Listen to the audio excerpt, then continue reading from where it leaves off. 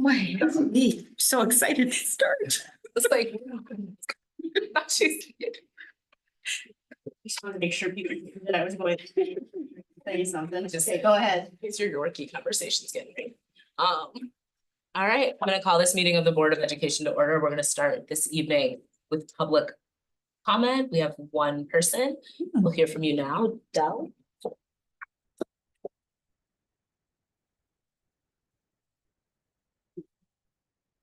Evening. Evening. On Fridays, about an hour before supper, I go online and find out what the agenda items are for the upcoming board meeting. And I do that because I try very hard to keep board requests to keep public comment in line with what's on the agenda, so we're not straying too far. And this, last Friday, I found out that the right to read was one of the slides. So I'm here to I'm out of curiosity to find out what how that topic, how that title is woven into tonight's discussion. So that's the primary reason why I'm here. But in keeping with that, over the last several years, there's been several local and regional opportunities to think about and discuss the science of reading. There's been showings of the right to read, there's been showings of the truth about reading, and even the Thompson Center for Public Leadership has invited people to come in and talk about this very important topic. As a part of those discussions, so it's not only the presentation, it's not only the movie that happens, but also there's moderators, and also there are people who provide testimonials in response. And then, of course, there's the parking lot conversation afterwards. As a part of those conversations, I've learned that one of the pieces is not only the emphasis on figuring out a new way to have our learners acquire literacy, but also the speakers and the people who provide testimonies provide an insight in what it was like for them to go through school and travel through their public school careers and their adult not being able to read, and the word that comes off much of the time is feeling like a fraud. And so tonight, those testimonies are fresh in my mind, and continue to be discussed in science of reading circles. But the notion of connecting the dots, Governor Evers continues to encourage us to connect the dots, break down the silos, connect the dots to how literacy and how all of these things connect together, are interconnected.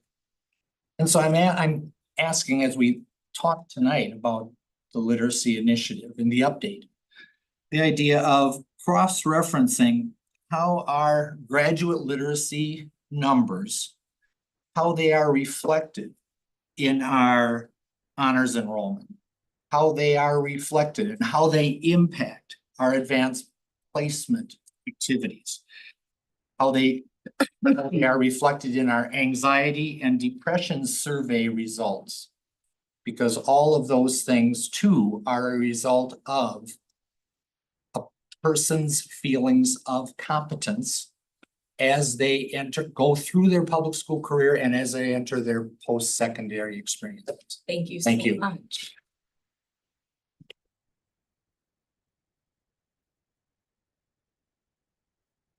I move to approve the minutes from the instruction work group meeting dated October 7th, 2027. I'm sorry, 2024. Second, Maya.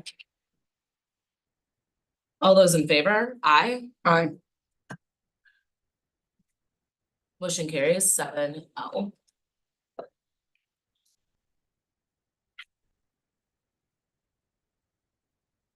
right, we're gonna have starting off tonight and a progress update on our K-8 biliteracy and math implementation. To get us started, we will hear from our superintendent, Dr. Joe Gothard. Thank you, Chair Muldrow, members of the board and community joining us tonight. Thank you so much. Great to have staff here with us as well tonight to share perspective and the work that you're engaged in and how we can best support you and support our students. To start with, though, I think it's probably appropriate to wish Board Member Vandermeulen a happy birthday. Thank you. Hopefully, a great board meeting and you're able to celebrate your birthday however you choose. Absolutely. Thank you. So to start with, I'll turn it over to Assistant Superintendent Cindy Green, and she will walk us through and introduce our guest tonight to begin. Cindy. Thank you, Board Chair Mulder, and thank you, Superintendent Gathard. Yeah, so we are really excited about tonight's presentation, and I want to take a minute to introduce our guests. Online, we have Marissa Flowers, who is the principal at Leopold Elementary School. Rochelle Stone, who is the instructional coach at Leopold Elementary School. Dr. Gabi Bell, who is over at Leopold Elementary School. I want to kind of let the board know that tonight is parent-teacher conferences for elementary. So we are super excited to have our elementary folks here with us, but they are virtual, and we will do a little bit of pivot after they present to allow time for questions so that they could get back to their family and their community. But they are online. And then in person, we have Amy Wiedereth, who is the principal at Whitehorse Middle School, Jackie Hilmer, who is the instructional coach at Whitehorse Middle School, Mary Jankovic, who is our executive director of secondary programs, Becky Kunder, who is our executive director of curriculum and instruction, and then Quinn Marks, who supports K-5 math behind us as well. So we have a team here that is going to really share a little bit about our implementation. We also have Dr. Angie Hicks, who is at the table, that is our associate superintendent for middle school. So we're really excited about tonight's presentation. Jesse, can you go to the next slide, please?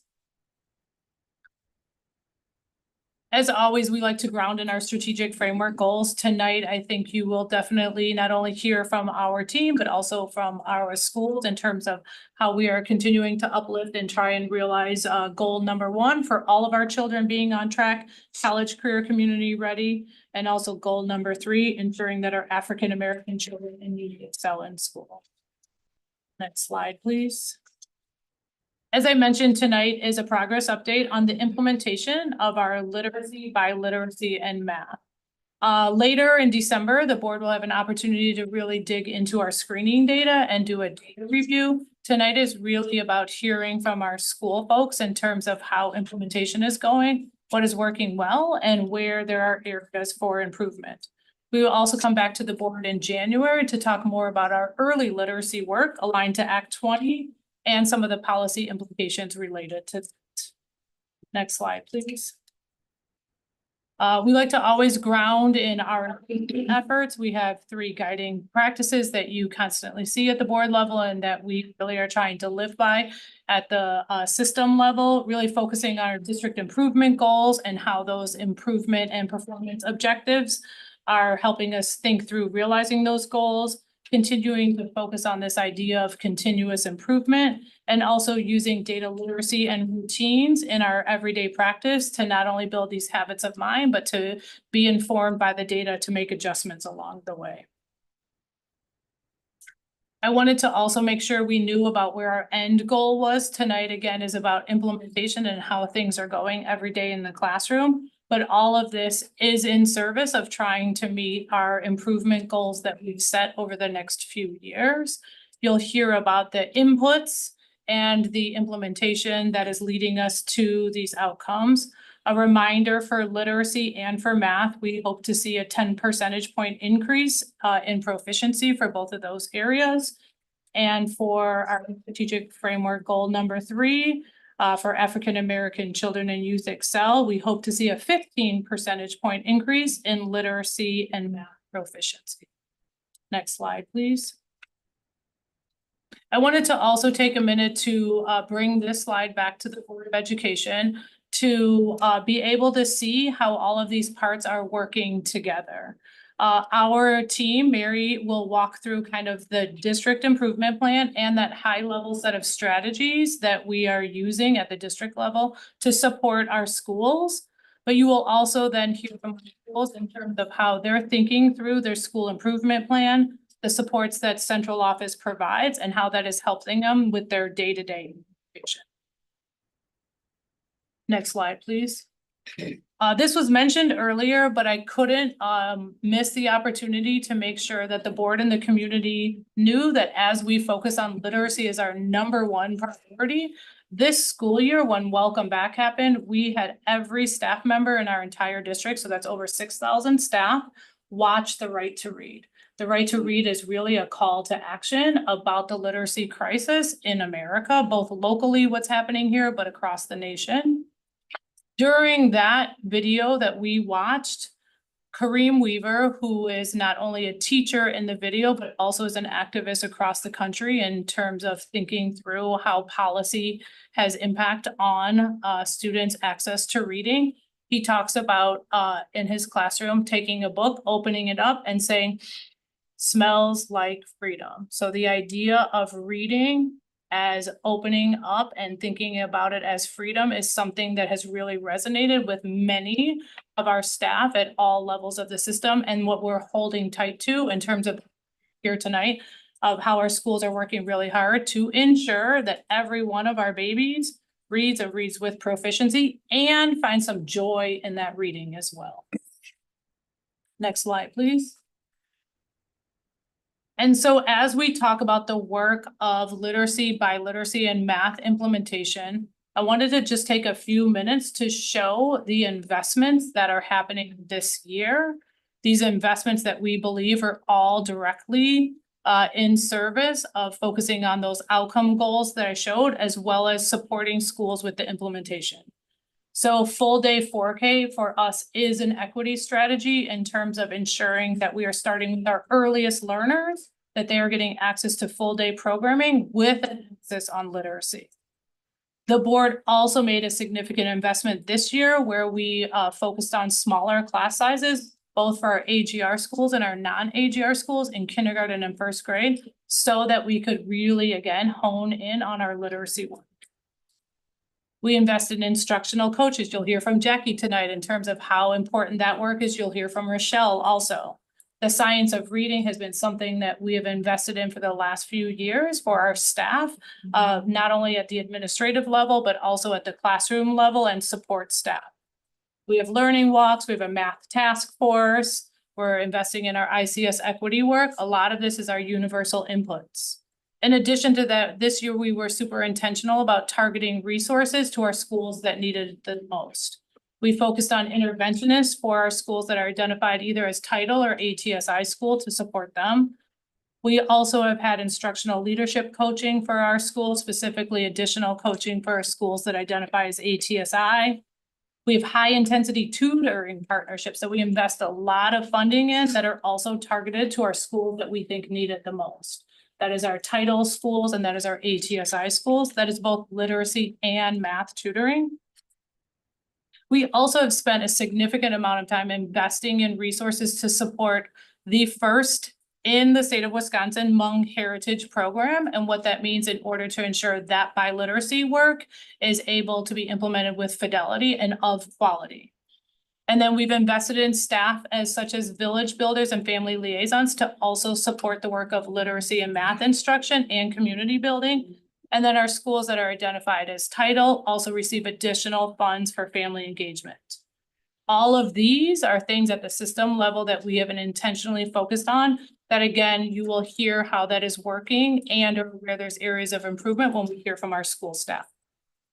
So with that, I'm going to turn it over to Mary Jankovic, and she's going to talk a little bit about our DIP and those strategies. Thank you, Assistant Superintendent Green. So I'm fortunate enough to talk about our DIP high-level strategies for biliteracy, literacy, and math. But before doing so, I just want to lift that biliteracy, many times people just think of Spanish or DLI programs, but we're here to raise also around Hmong heritage that Assistant Superintendent Green had spoken about. And we are the only one in the state to have a program like this, and only one of 4 in the country. In addition, we're coming off a wonderful weekend where we celebrated Hmong New Year just this past Saturday and Sunday, if any of you were able to join. So thanks for that. So this, our DIP strategies for literacy, biliteracy, and math is focused on strategic goal number 1. We believe these strategies improve student performance with respect to academic excellence indicators through what CNI supports and provides. As you can see, this intentionality from CNI and what we provide and support is a guarantee for all students. And in only a few minutes, you'll hear from 2 wonderful schools that will be able to bring this more into light. As you can see in the document in front of you, we talk about what curriculum and instruction provides, and then also what we support. Schools drive the learning, and we help support a little bit more system-wide. And we hope within our supports, we are creating and developing solid standard operating procedures. One thing I would like to highlight on this slide is our learning walks that are happening each semester. We are fortunate enough to be ending quarter number 1 here within this week. And we are lucky enough to say that at the middle school, we've been able to do a learning walk at each of our middle schools. And I believe they have made it to at least every elementary school at this time. So we're really excited about that type of support. Next slide, please. The second slide deals with a high-level strategy specific to goal number 3 around, again, biliteracy, literacy, and math, but is specific to African-American student. Again, supporting again the intentionality that CNI, or Teaching and Learning, provides, and support is in direct partnership with our schools and their leaders to build and strengthen capacity through continued teaching and learning improvements. Intentionality specifically for all of our African-American students is truly lifted within the supports. We are very excited this year to have to work with schools around disaggregated data analysis with school leadership teams for change management and seeing difference in outcomes. Teacher team planning for targeted accelerated instruction and developing cultural competence, focusing on preferred learning styles that our African-American students are indicating.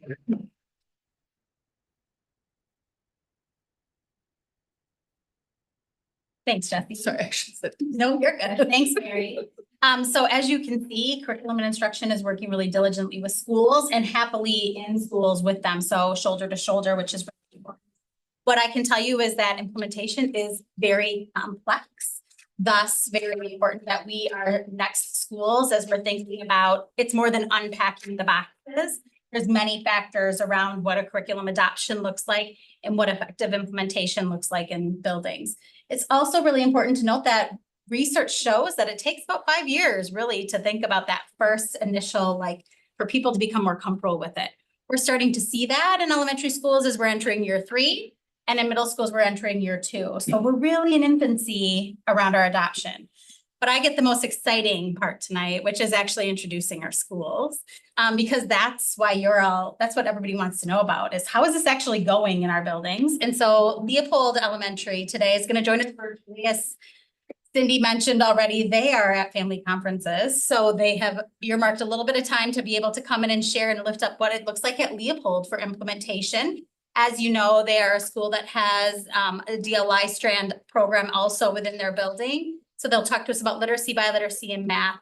Marissa Flowers, the principal, will also be joining us with their coach, Rochelle Stone. And then we'll do some questions. And then we get to join in with the White Horses sharing here, and they are here today in the room. So Amy Wiederath, the principal, and then Jackie Hilmer, the coach, will be joining. So, all right, let's click over to Marissa if we can. All right, good evening. It's a pleasure to be here with you this evening. I'm Marissa Flowers, the principal at Leopold, and with me I have Rochelle Stone, the instructional coach at Leopold. And it's important for me to also name the other essential pieces of our leadership team: Assistant Principal Kim O'Donoghue, Assistant Principal Dale Yurs, Instructional Coach Kyla Pilliard, as well as our culture and climate coach, Ty Galloway, because collectively together, we're able to do this work. So a little bit about our equity vision, at Leopold, we are focused on disrupting mindsets, systems, and practices that create inequities. And we are working to ensure that all students receive a high quality and culturally relevant education. So as a leader at Leopold, my vision and my focus is on high quality, culturally relevant teaching and learning, ensuring that students have access to core instruction, high quality core instruction, and that we're developing their identities as mathematicians, readers, writers, scientists, and critical thinkers. And most importantly, that they are leaders of their own learning. And as we talk through some of our ways of working and the impact of our curriculum, you'll see that really focuses on students taking ownership in their learning.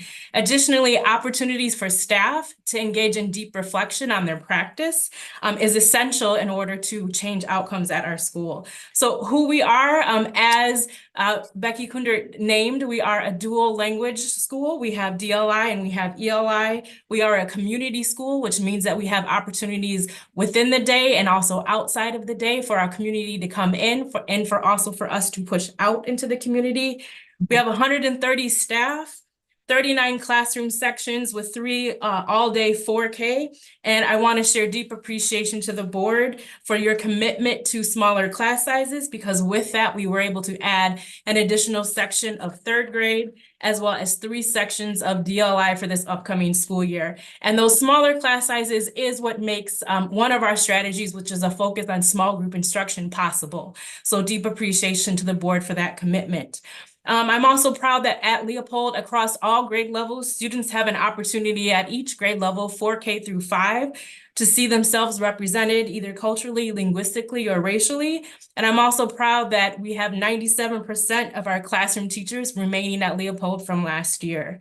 For our student makeup, we are about 625 students at our 3rd Friday count, with more than 21 new students joining us since our 3rd Friday count in September.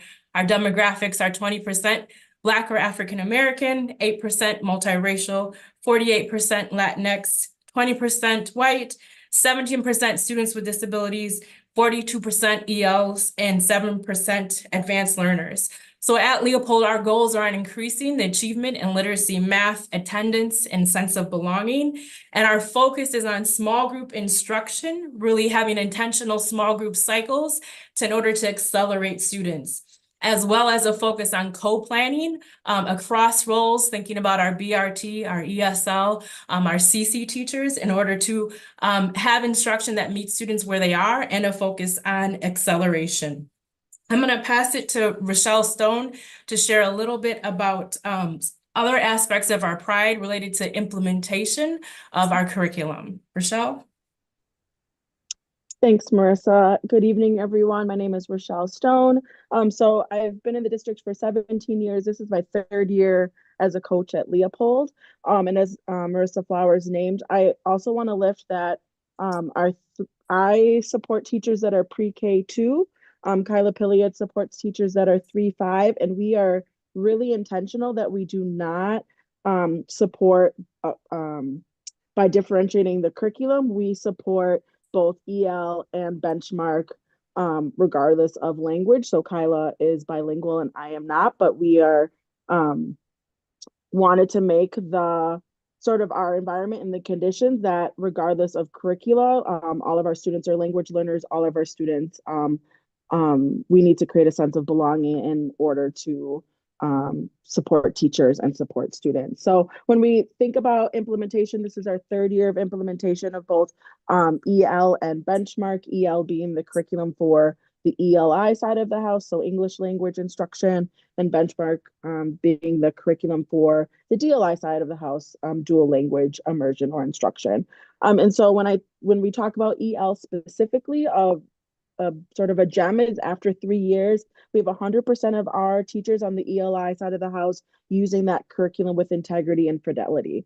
That when we think about, somebody mentioned in the space earlier, it's not just unpacking the boxes. And I'm proud to say that we're past that point. People are intentional about material usage. They are intentional about what is student facing for both small groups and student facing for independent tasks. We are internalizing curriculum. We are planning intentionally with the microphases and the lessons that go with the microphases, and we're making sure that our independent instruction is targeted for what students need for skill building.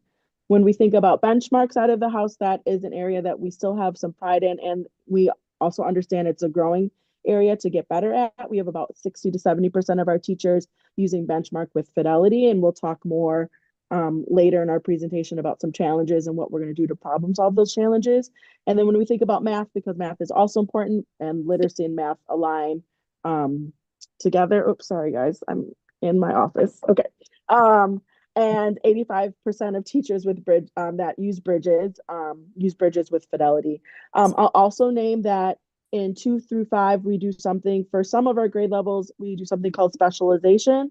So for example, on the ELI side of the house, I'll use my second grade team that I support. For an example, there are 3 teachers. One teacher teaches the role for EL, one teacher teaches the phonics piece of EL, and then one teacher teaches bridges, and they cycle through all of the students. And so that really allows for some grade levels who are doing that specialization model to really hone in on one part of the practice of literacy or math, but also really be intentional about talking about students and sharing student growth and data regardless of content.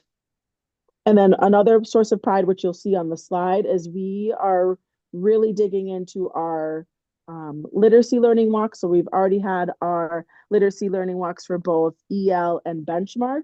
And so using that data to really push forward our professional development, push forward what's being talked about in our facilitated team meetings, and really think about what are our next steps for instructional practice for teachers and for other educators in the space. And then we'll have our math learning walk in December to do that same sort of work. And then I'll pass it back to Marissa to talk about instructional ways of working, and we'll go back and forth to talk about some of the things that we're noticing. So an instructional way of working that is supported at the district level is our partnership with our EL coach. And so that is a really intense way for both the instructional coaches and myself as a leader, along with the assistant principals, to engage in our own coaching cycle with a consultant from EL. And so that looks like them coming to our school and we're engaging in a learning walk. But that learning walk then, right, informs the professional learning that we then co-plan together. And then it also shapes our coaching focus for both coaches as well as a building leader. What are my look-fors, and also how do I provide feedback related to both our progress and our areas of opportunities? Our staff understand that the learning walks are non-evaluative. It supports teacher reflection. It's an opportunity to uplift best practices. It provides insight for us into what are the learning experiences of students in the spaces. It informs PD, and it also provides an opportunity for feedback. So we have that through our partnership with our EL coach. We also have opportunities to engage in that with district leaders through CNI. That also happens. Additionally, it is very beneficial that there is a focus on high leverage instructional practices that go beyond curriculum. So appreciative to CNI, who has created those indicators for unpacking learning targets, student discourse, checks for understanding. And so that creates an opportunity for us to go across programs and see that practice, whether you are in DLI and you're using benchmark, or whether you are in ELI and you're using EL. And then Rochelle, if you want to talk a little bit about our ways of working that are unique to Leopold. Yes, thank you. So something that has changed since I've been at Leopold, and I will name that this practice has gone in and out throughout the years at Leopold, but I think Marissa and the principal team has done a really good job to really lift that coaches need that face-to-face with teams in order to better instruction and in order to have a better understanding of pacing, who needs that deep lesson plan support, etc. And so last year we were having all of our team meetings on Mondays, where it would either be by grade level band or language of instruction. And we received feedback from teachers from our SBLT that it felt like the planning and the coaching from us was too broad. It wasn't grade level specific. We weren't able then to like really dig deep and for example, second grade benchmark lesson for whole group, and then support, some small group planning instruction. And so this year, we have given Mondays back to teachers, and Kyla and myself split along grade level bands, and then we do weekly facilitated team meetings. I'm freezing. Can you all hear me okay? A little bit. You're breaking up. My internet has been on and off, so I will try my best. I'll talk fast. So we do weekly facilitated meetings that are not only grade level specific, but also language of instruction specific. So for example, I meet with my teams pre-K 2 once a week, ELI and DLI, and in those team meetings, we are really talking about pacing of instruction. What are we doing with the curriculum? What are the intentional moves that we're doing for whole group student protocols or whole group, really ensuring that our high leverage instructional practices that we are taking on this year are happening. And then we are also talking about our small groups. For example, I have a kindergarten ELI team who each year we're getting closer and closer to implementing those small groups earlier in the year. And this year they're implementing small groups, and they have groups that are targeted to the microphase for EL, that have those independent tasks that are targeted to the cycle in the microphase. And so then we can really track where students are heading and the trajectory of growth for those students, versus if we're just doing a whole group and then everybody's getting the same independent task. It doesn't match skill sets across the board. It's not differentiated. And so then again, with this planning, we're able to then hone in on what teachers may need, the support they may need outside of that planning, whether it's deeper planning, push-in, modeling, etc. And so we have seen a lot of success with this model, and I hope this model continues, because then we're able to each year dig more and more into each curricula and use some of the things that we talk about in our general PD and our team meetings in order to best help serve students. And I will pass it to Marissa, and we'll talk more about those challenges. All right, actually, Rochelle, do you want to Or is it start me? and then I'll, yeah. Yep. Just kidding. I'm going to talk about those challenges first. So I think some of the challenges that we see, and this is just the nature of our building, is we're close to 700 kids almost every year, 130 plus staff every year. So really making sure that regardless of role, regardless of what side of the house you're on, or if you support students on the ELI or DLI side of the house, that we are calibrated on our goals. We are calibrated on our equity vision. We are calibrated on scope and sequence of any curricula that is in our building that is supported by CNI in the district. And again, regardless of role. So whether I'm a classroom teacher, an SEA, a BEA, like everybody knows the curriculum, and everybody knows how to best support students with that learning. And also really thinking about how does culture and climate align with that, because we sometimes in MMSD we silo everything, and so how can we really make sure that everything is aligned, again, regardless of that role, to best support teachers, families, and students in the community. I think also thinking about curriculum, we've had a little bit of the comparison game between EL and benchmark. And so really thinking about how can we support teachers who are on that benchmark side. We know it's a big curriculum. What are the pieces that we can pull out that are intentional to best support students? So what does your mini lesson look like? What does the independent task that is tied to your mini lesson? What do your learning targets look like? How can that through line go through your small groups? And then how can we, take things that are from EL in terms of student protocols and student discourse, that it's universal. It doesn't mean that it just belongs to EL. It means that it happens to be an EL curriculum, but we can use it across content areas. And I think the last thing I'll say about challenges, and then I'll pass it to Marissa.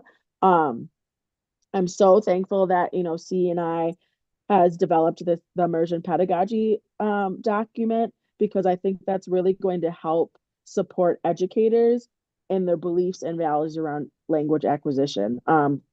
My co-coach and I often talk about how we know teachers are bilingual, right? That's why you're in DLI, especially if you're, teaching in Spanish. But how can you give students the space to also become bilingual as well? What do the scaffolds look like? What do those protocols look like? How do we really think about language acquisition for our students? And I'll name language acquisitions for our most marginalized students in the program, which are our Black students and our Latinx Hispanic students. And so how do we allow for language acquisition in a way that supports students so that by the end of when they graduate high school, they're fully bilingual and can use the opportunities that come with being fully bilingual, and really make sure that our data reflects success and support for those students. I'll pass And it then, over to Marissa. yeah, I'll just name, so one challenge that we just feel at the school, which has also felt, I imagine, at the district level, right, is that idea of implementing two different curriculums and the capacity to support that. And so we have been really intentional at Leopold of lifting, like Rochelle said, those universal instructional practices that are called out in EL, but also naming those as universal instructional practices across both curriculums. And so, like, for example, at our PD tomorrow, we are going to be partnering with our EL coach who's going to be leading a session, but it's around student discourse, and it's not unique to EL, right? It's a focus on both ELI and DLI, but there is some challenges with capacity in doing that. CNI has done a great job of filling in pieces of the gaps between the two curriculums and ensuring that there is some mirroring of what might be in one and what might not be in the other so that we can have that common language, but it still is a challenge. And so I think both the challenge and an opportunity is to think through how can we have that level of coaching support like we have with EL on the other side of the house with Benchmark. And so at Leopold, we've been intentional of using our ATSI funds to leverage a consultant with Benchmark who actually is used to be an MMSD so that they have that MMSD context. But I think an opportunity is finding that for all, because as schools that have DLI, as leadership team and also as instructional coaches, we're always in conversation around that challenge. So that is one of the opportunities is how do we build capacity, but also how might we leverage outside coaching, leadership coaching, and coaching around both curriculums.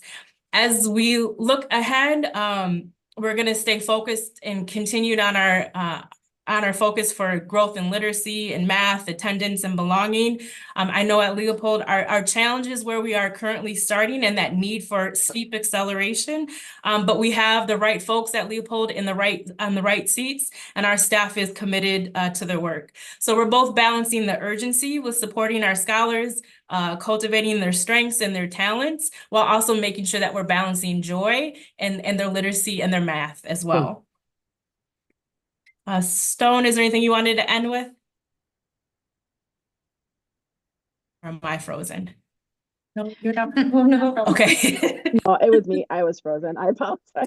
No, I think you summed it up. I think I just want to echo that the right people here are doing the work. I think people are committed. I think it speaks to the fact that we've had very little turnover this year, that people are ready for the work and ready to make those next moves. And I just hope that we continue to have, collaboration and support from central office to make that happen. Thank you both so much, Marissa and Rochelle. I'm hoping you can stay on for a few minutes. At this point, for Chair Muldrow, if you're okay, we'll pause. Yeah. So that then they can go back to parent-teacher conferences. Yeah, so I'll start by thanking you all for joining us this evening during parent-teacher conferences. I was at my kiddo's elementary school earlier today, and I know much work goes into like this 12-hour day of sitting down with your kiddo's family. I'm gonna ask board members if you have any questions specific to kind of what our elementary educators are speaking to tonight. Please remember, we have 28 slides left. We have a whole nother school. So if you have questions that are not specific to them and they can get back to parent-teacher conferences, that would be awesome. Anybody get us started? Thank you so much, board member Simpkin. Yep, let's kick this off. So I am appreciating how complex it is that you have been given two brand new English curriculum. And that you're implementing both, starting from, learning from the very beginning. And also that you're talking about within those curriculums and within your work differentiating in small group size. You had talked a little bit about the school, the size of the school as being one of the challenges, getting everybody on the same page. I'm wondering, is there any way that you're leveraging the number of students and the very different places that everybody might be in their learning in your work differentiating? I'm not, I'll talk about the adult end, and I'm not sure if this is exactly what your question is, but we as we've approached professional learning, thinking about like that opportunity for voice and choice, and knowing that even though we have very little turnover with staff because of the gift of having additional sections, we still have new staff, and we still have new staff each year. So there's both a need to continue the work that was started the year before. So how do we stay the course, while also how do we bring all of the folks that are new up to speed and where we are? So I think we've done a fairly good job this year of having an approach for using our PD time and having breakout sessions and having options and thinking about what's like level 1, what's a 200 level, and we have the gift of having multiple coaches tapping into CNI teacher leaders so that we can have multiple facilitators, or also even our staff that have been here since the first year of the implementation of the curriculum. How are they leaders of the learning as well? So I'm not sure if your question was around staff or students, but that's a way in which we've addressed that challenge with staff. And so our SBLT, some of our SBLT members actually lead some of those sessions based on where they are in their own learning. And I think leading the learning also pushes their learning as well. That was definitely part of what I was asking about. I'm also wondering about any sort of creativity in student groupings that you might have because you have more sections and because you are working on really differentiating and meeting students where they're at. Yeah, I will speak to that. In each classroom, there is lots of differentiation, especially in small group. I think the balance, especially with ICS work that's coming out, and eventually we'll do the C3 teams where they really want to think about not differentiating in that way. And so I think there's this balance of, getting kids what they need because we know there are skill gaps, and then also recognizing that we have equity work in which they're wanting more mixed groupings. And so I think there's a balance, because I know we as a school and as a district don't want to track kids within like a classroom. I think that there's a consensus that could be some harm done to students, and students don't see differences among learning and accept differences among learning. So I think our best tool that we have right now is that differentiation that's happening in that small group instruction. Okay, thank you. Board Member Castro. Thank you so much for the educators with us tonight. My question is, so as the presentation began, we had the growth goals. I'm wondering if those feel relevant and feel like they are grounded in your experience on the ground.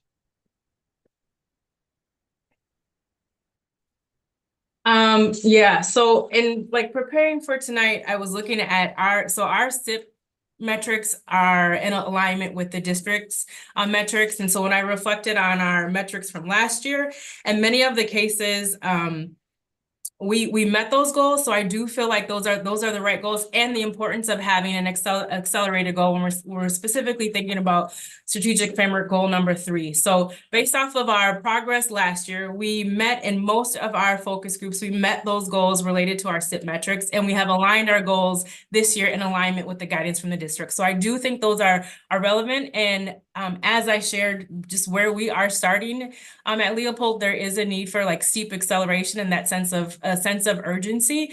And so those goals are our goals, and we're also shooting above that.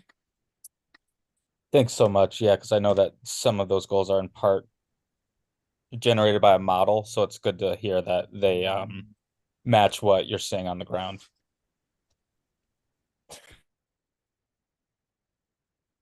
Thank you so much, Board President Nichols. Thank you, Chair. Let me just first start by saying hi, Marissa, and hi, Michelle. It's really good to see you all. And thank you for such a great update. One of the things that I was noticing is we had a K-5 update in our instructional work group like back in December of 2022. And you weren't necessarily a part of that, but we were hearing about the early adoption of the curriculum and also at school level folks really sharing with us what was happening. And so what I am wondering is, now that you're in a little bit more, do any of the formative assessments that I believe they were connected to the curriculum, like, are they helping you all really target your instruction and your instructional coaching? And yeah, if you could just say a little bit about how the formative assessments are helping on the instruction side. Yeah, so I'll speak to EL first on the microphase assessments, which, oh, I'm frozen. Letter sound assessments, encoding and decoding directly support teachers in putting their students in small groups. So they give the assessment, there's an order of how you give the assessment, there's a way in which you score it, and then based on that student's score, they go right into a microphase. That microphase ties directly to lessons that you can start with, that that has like what you can do every day. It has the decodable reader that goes with it. It has a way to do some checkout assessments. And so I think that really supports teachers. And now that teachers are in a space to really internalize and are ready and have capacity, people are really doing that. Like Marissa and I said, I think our learning curve is, now that we have the materials on the benchmark side that align with microphases, is to really help teachers see how important it is to give those assessments, and then that it also ties to a scope and sequence of a small group lesson, a decodable, and then let's make some moves for some independent,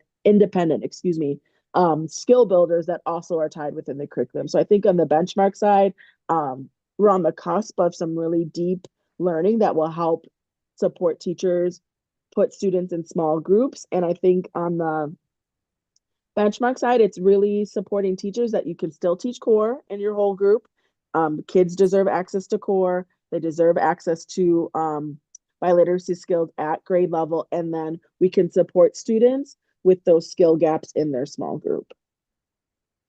Beautiful. Love hearing that. I was also just looking back at my notes, and it's nice to hear the shifts that you all have been making around fostering more collaboration, because the group that had presented to us back in December of 2022 were saying that was one of the things they felt like they needed, was more collaboration to really learn both curricula. And that was, just an area that was noted as something that was needed. So it was nice to hear you all talk about how you're really meeting with grade level teams differently. My last question then is, it's connected to the walkthroughs. So thank you for describing kind of what you're doing on the walkthroughs. Is the walkthrough something that was recommended by like the EL consultant coach? Or is it a new practice that we are now incorporating as a district? Like, this is the way that we will continuously observe, reflect, monitor, and adjust. I think, Okay.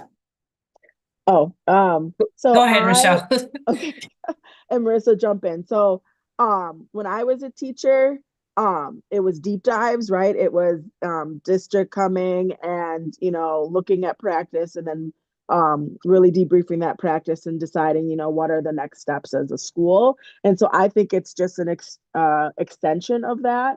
And I would argue our learning walks now on all content areas, so benchmark, EL, bridges, are deeper in that we have the indicators, and then based on the indicators, we are doing some deep work in our P, and then with EL and with benchmark, getting coached on what are those next steps as for myself as a coach, and then what are the next moves we're going to make in SBLT, what are the next moves we're going to make for school-wide professional development. Marissa, anything to add that I'm missing? Yeah, I would just share that it's a practice that I think has been in place in MMSD for a while, but it has morphed and changed in like the purpose and really ensuring that it's used in a timely way. So like Rochelle said, deep dives, we've talked about it before as like instructional rounds. And so now the term is learning walk, but I think it's important that it has multiple purposes. So the opportunity for instructional coach and principal to walk side by side and go to first calibrate on indicators so that we have a shared understanding of what unpacking a learning target, for example, looks like, or what a check for understanding or total participation, like all of these different things, what it looks like. We have calibration. We have an opportunity to go into a classroom, see how our past PD has impacted practice and also inform future PD, and also provide like a glow and a grow for the teacher. So we do that alongside our EL coach. We do that alongside central office leaders. And then also we are in the midst of getting our system up and running at Leopold for this year. But last year, we also do that absent of EL coaches and absent of central office leaders, and engage in it and ongoing, so that we as an instructional leadership team always have that practice of being in tune with the learning experiences of the students. What does practice look like to inform our next move? So it has multiple purposes. The data is shared back with SBLT, is shared back at the school-wide level, so that it's actionable and not evaluative. And I think that's really what's most important. Awesome. Chair Muljo, can I ask one final question? I know you said to kind of keep it. This is a culture and climate question. So you did make a point about you're also looking at how culture and climate, kind of either creates the right conditions for all of the good instructional work to take hold. And in my notes from December of 2022, I had noted that somebody said there was going to be a question added to the annual culture and climate survey that asked our students a question around their confidence about reading. And I was just curious if that was added, and or if there's a certain indicator from culture and climate that you're really paying attention to. And that that wasn't like to catch anybody off guard. I was just curious if like we had actually implemented that. We did in the first year of implementation of EL at the K-5 level ask students a question, not just about their confidence, but about their love and joy of reading into the culture and climate survey. Okay. I'd have to follow up with the REI team if we kept that through, like we're in the process of our climate fall survey right now. Okay. I'd have to find out, but we did, and we had a pre and a post because we were looking at pre and post from that. Okay. From the other, yeah. I can't remember if we continued that beyond that first year. Okay. But we have that information. Yep. I don't know if Marissa or Rochelle, you have a different answer specific to culture and climate outside of the response I just did. I would also have to look to see if that was added to the survey, but I would share that we at Leopold have made the connection between like student to student discourse and also belonging. So on the culture and climate survey, the questions related to belonging and interactions with peers. And so as we think about the instructional practice, it's really important for us to have those opportunities for students to build on each other's learning, to ask questions. And we have a hypothesis that that really connects to that sense of belonging. Do I have ownership in my learning? Is there a space for me to share my voice and my questions and my ideas? Are my ideas heard by others? Does my teacher affirm my ideas? And so really merging both the instructional practices that are in the indicators as well as in EL, and a belief that that creates a sense of belonging in the classrooms. I will also add that our culture and climate coach comes to the team meetings. He comes to 2 for 3-5 and then an additional 2 in pre-K 2. And so that helps align, you know, his understanding and knowledge of the curriculum, and then also supports like what he's doing with teachers around culture and climate, because you can't have one without the other. They are very married to each other. Thank you. All right, board member. Thanks, Chair. Can you hear me okay? Okay, thanks. Thank you for all of the insight and all of your amazing, super organized, straightforward, student-centered work. Sounds incredible. I have a question about the indicators and the strategies that you're talking about and how they relate to the, like where they come from. I heard you say one of our strategies is focusing on small group targeted instruction. And then I've heard you make reference again and again to like a set of indicators that like, okay, we're going on our learning walks and we have the indicators, or like we're just, I happen to be looking at your SIP because I'm trying to understand, right? It has indicators like numbers and letters. And I'm curious, like, are those coming out of EL? Are those coming out of CNI? Are they coming out of your work? Where do those come from?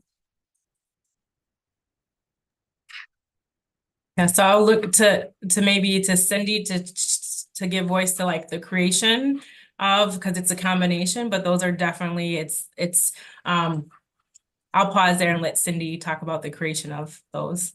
Yeah.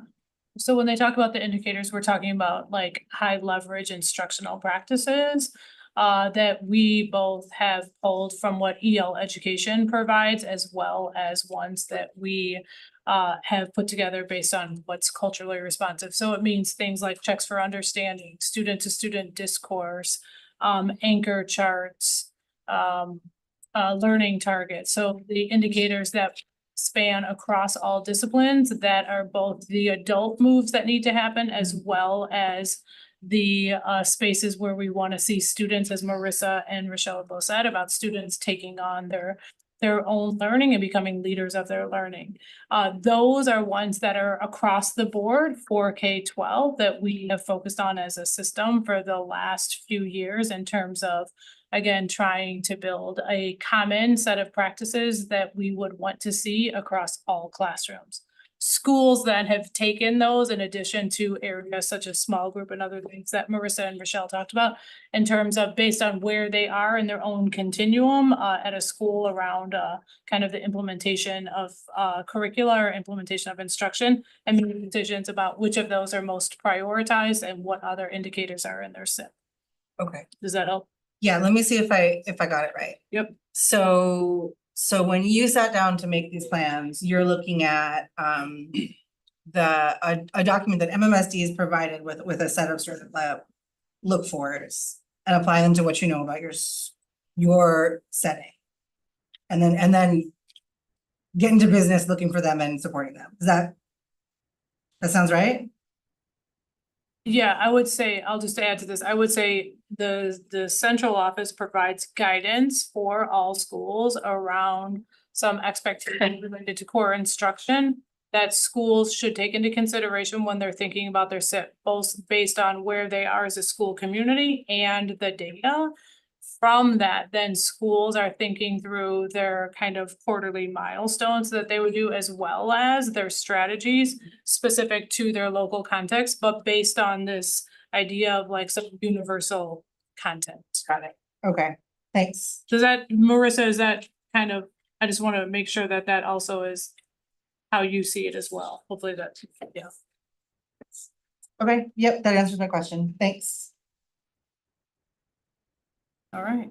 Do you have more? Any other questions for board members? All right, I just have a couple quick questions. So especially because we're honed in at the elementary level and literacy and math, I want to ask about play-based learning. And so how we're incorporating skills into kind of the adventure of being like a little kid or a very young student. I also want to ask about our utilization of public libraries, mixed age classrooms, or mentorship among students, especially given the size and diversity of Leopold. I'm curious about where there are opportunities for students to support each other across grade levels in terms of literacy. Yeah, I will see if I'm able to answer parts of your question. Just let me know if I don't. And then Marissa, feel free to chime in. So I will say for, I'll use EL as example, especially the kindergarten modules, like is all about play. Like their first unit is about modules about play, and how to cooperate together, how to build things and be imaginative. First grade has a their first module is about tools, and like they use the text, the most magnificent thing, to really think about what's your most magnificent thing. They work together, again, that collaboration, that team building. And I would argue that each grade level has access to like imagination and play and, deep thinking and, criticality. And also, I think there's, a blend of cell that can be pulled both outside of EL and benchmark, but also used to allow for students to work together in a variety of ways. I think benchmark has that opportunity as well. I think there's a lot of critical thinking that happens on benchmark side of the house, a lot of nonfiction. And so it really allows for both students to present their brilliance in a multitude of ways. And then it also, I think, allows for educators to still have that sort of like flair and personality that comes with being an educator. I would say with both curricula, it's has scripts, but you don't have to like sit there and read verbatim word for word. It's really you. That's why we really think about that internalization of that curriculum. Like, how can you go deep as that educator and then provide what's best for students? And I think not to leave out math, because math is also really important. Math provides opportunities across K-5. We call them workplaces. So students are playing games, but really playing games that are math centered. They're able to use math vocabulary. I know Kyla and I have talked about how can we, in Bridges specifically, they have cards, both languages of, dialogue that students can practice when they're talking about math, and to use the language of math. So I think there are opportunities still for students to have a full, a well-rounded education that's not just, a sit and get, but provides opportunities to show the best versions of themselves. And then when I think about students sharing across literacy, so there are teachers that pair up to do that exact thing, whether, it's reading buddies or sharing the end of unit assessment for benchmark or EL. Example is we have a second grade, they do pollinators at the end of the year. The first graders come and, take a gallery walk. Kids present their findings around the cycle of pollination, if you will. Kindergarten shares with first grade. So I think they're starting to really come together, especially thinking about those end of unit assessments that have students share their learning in a different way that's not always pencil paper. And because the curriculum builds on itself through the grades, like kids are able to see what's coming, and they're able to like be proud of what they have learned about, and they're really excited. A quick example is like I pushed into a classroom at the end of last year, and in my adult mind, I was like, we can't talk about birds for one more day. I'm gonna scream. But they were so excited. Like the first grade module is about birds, and they're so interested. It allows them to like connect with outside. Like we were talking about birds all the time, and they loved that. And so I think it's really a way in which we can elevate a topic for students and then give them the tools to have those deep discussions, and then they things that they have already within themselves in order to talk about their background knowledge. I don't know if that answered your full question or for So anything you else. spoke to both play-based learning and kind of mixed-stage classrooms or mentorship within the school. I did ask about leveraging kind of public library spaces in the interest of literacy. I'm curious about if you all are connecting with your local library. I don't think super intentionally. There's a lot of connection in-house. We have a librarian who's brilliant, who actually is doing his educator effectiveness connected to the books that he has in his library. Connected, does it allow for kids to have both high interest text and text at their sort of like skill level. And so he's gonna be working with coaches and teachers just to ensure that he has book collections. He does a really good job of bringing in folks. So we just had the Black Law Society from UW come in. We've had UW Athletics come in just to give kids other opportunities to see that we're all readers in a variety of ways. And I think there have been some teachers who have done some targeted sort of bringing in like community folks or like library folks, but it hasn't been a school-wide practice. Thank you so much for everything you spoke to, particularly emphasizing the retention of your staff. And I think that there's often this kind of disconnect between if we do this professional development and folks leave, we're losing that investment in our staff. And so being able to retain folks and maintain stability in staffing is incredibly important. I also really appreciate that you all emphasized the impact of class size in a school like yours and all of the incredible work that you are doing. Thank you so much for joining us this evening. We're gonna move on, I think. Yes, thank you, Marissa and Rochelle. I hope the rest of your night goes amazingly well with your families. We greatly appreciate you taking the time. Thank you. Thank you. And so Jesse, would you mind pulling the slides up again? All right, so that was elementary. Now we're gonna talk middle school. We love middle school. So I am gonna turn it over to Amy Regrath and to Jackie Hilmer, and they're gonna talk a little bit about what this looks like at middle school at their. Not in your calendar. Oh. Just a minute. There it is. All right, I'm gonna turn it over to Whitehorse. All right. Well, first of all, thanks for the invitation to join you all. And it was great to hear from the elementary school. I would say much of what they spoke to would be similar at middle school level as well.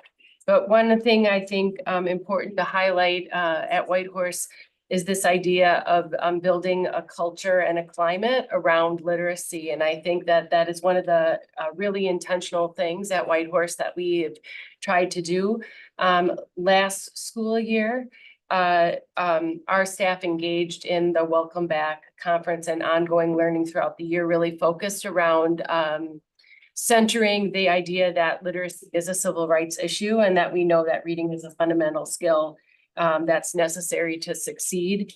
We believe that the reading, writing, and literacy should be something that every person can do at a proficient level or above. We did incorporate the Right to Read movie as part of that learning, as well as some other things. We, really as a staff then have adapted that idea that if you can't read, you can't really access the full benefits of our society, and including social opportunities and other aspects of education. And we really made an intentional effort to make sure that staff, families, and students heard from us around that piece. I think what that did for us is help us have a school-wide sense of urgency and excitement about teaching literacy. And that was important last year as we rolled out new curriculum to staff. We knew that was going to be a heavy lift, and we wanted that to be something that they were excited and saw purpose in. And I think that that was a great foundation for us last year. We really also thought about focusing on what we were investing in around literacy, and that we're really named people. That meant providing high quality core instruction. And that part of doing that is the implementation of the new curriculum for both literacy and biliteracy. It meant creation of an extension period, which provides opportunities for every scholar to have and receive targeted skill instruction in addition to core, that either accelerates or extends learning, and that's in both areas, literacy and math. That was extremely important that we recognize a large number. In fact, the majority of our students are coming to us below benchmark, and that we felt like this sense of urgency, we needed to do something about that. And it was something more than just what was happening at core. We also know we had inequitable outcomes for students, specifically Black students and students with IEPs. And so that we really needed to do something about this. And so that extension period school-wide really helped us think about that. We also knew then that investment in professional development for our staff around the science of reading and other ways to support what extension period and implementation of core was important. So we really focused on that. All with this idea, right, that when we focus on the intentional actions of adults that yield the best student outcomes, we need to do more of that. And so we really continue to ask our question, what conditions bring about student progress, what practices, and we just continue to try to replicate that to an extent that we do more and more of that. And I think that's become a culture of our way of working. Again, kind of here, you'll see a reference in the lower corner there. Each year we have a slogan. And that kind of helps everybody have an elevator speech about what's important. And this is school-wide. This year, our slogan is today a reader, tomorrow a leader. That slogan is a quote from Margaret Fuller, who was an influential American journalist and an advocate for education. Her words really were meant to help remind us that reading isn't just an academic exercise, but it is a foundation for the future as well, in terms of your leadership and success. We believe that leaders need to think critically and strategically, and that's a message we're really trying to tend in our instruction. Reading exposes students to new information, new perspectives, and it helps them to critically analyze what, they're experiencing. We also believe, reading is an access and pathway for people to do self-directed learning. So the better reader you are, the more access you have to information. And we also really prioritize that literacy is a way, we think fostering a love of reading and a joy for reading is also something that's of critical importance. And so we really do try to focus on students' experiences with reading and try to problem solve ways to have them engage. And when we see students not engaging, we're specifically looking for ways to pull them in to instruction or materials. I'm gonna let Jackie speak about some of our ways of working and some of the things that we've done to really focus on implementation. So last year was our first year with the EL implementation, and our focus was really about setting up the structures at the schools and successfully, have everybody with all the materials that they needed to do by their lessons, or they were going to be teaching and such with the structures. And then identifying those high leverage strategies that you heard talked about at the elementary level. There's 8 high leverage strategies. These things weren't just pulled out of the air by EL. They're not things that we never saw before. Avid also professes these high leverage strategies. They come out of the work from Hattie with their research based. And these are the strategies that have been proven that if we are implementing these strategies well, we will see gains in our classroom. So when EL developed a walkthrough tool, they have 33 core practices. Well, of course, we can't be evaluating 33 practices as we walk through the tool. So it's obvious that the district is saying, let's focus on these 8 high leverage strategies. And as the coaches were taught these 8 high leverage strategies, we then take that back to our schools and we put PD in place on those days off of school that are teaching what it looks like to be practicing using those high leverage strategies in your classroom with your kids. So when we walk through the classrooms, teachers know what we're looking for. They've had PD on it. They know what we're looking for as we go through it. And so last year, when we were focused on our walkthrough, we were really looking at these target skills of the lesson that are connected to the standards, the grade level standards. Are the students using those strategies to have student agency over their own learning. Are they judging as they're learning? How am I doing at this target skill? I'm at the beginning now. Am I getting better later? How am I doing at the end? And how are our students doing with that? And we overall noticed that there's partial implementation of those high leverage strategies in our classrooms. So our decision after last year's walkthroughs, and we did this, yes, in the EL classrooms when the EL folks are there, but we do it in all of our classrooms when they're not there because we're regularly doing these walkthroughs, right? And we're teaching these, giving our PD for how to use these high leverage strategies in a math class, in a science class, in an AVID class, so that we can get higher results from our students. And so we know that we still need to be giving PD explicit and consistent instruction about how to use these high leverage strategies in the classroom. That's what we came away from learning last year. Then this year we had our first walkthrough Q1, and we saw that we're seeing partial implementation, right? So people are displaying and referencing their target skills throughout their lessons. Teachers are doing that. We saw that they are creating extended discourse opportunities for the scholars to grapple with complex, difficult tasks. We did see that in the classroom. We saw them using anchor charts to support student agencies. They can refer back to that anchor chart and see how that they are doing throughout the lesson. We did see them using checks for understanding to support the student agency, right? But we were looking for those things specifically. So last year, just target skills. This year, we're looking for a few more of those high leverage target skill. And again, we see partial implementation of them. So we need to double down. We need to keep on doing that. Like I said, consistent, explicit. What does it look like when the teachers are putting in this these high leverage strategies, just to be super like straightforward and explain it to you what it really is at the elementary and we're talking about. So from our walkthrough this year, we know that we need to work on differentiation to meet our students' needs. And so what of the discourse, what are those complex, those high leverage strategies are we using that scaffold the students to be able to meet that high standard when they're not there yet? Okay, so that we're doing scaffolds and not modifications, right? So differentiation, that they actually know what that means. That doesn't mean different things for different folks. Okay, and it sounds like it means that because you're saying differentiation, right? So our teachers need more instruction on those scaffolds. We know that we need to continue to work on the classroom management in the classroom.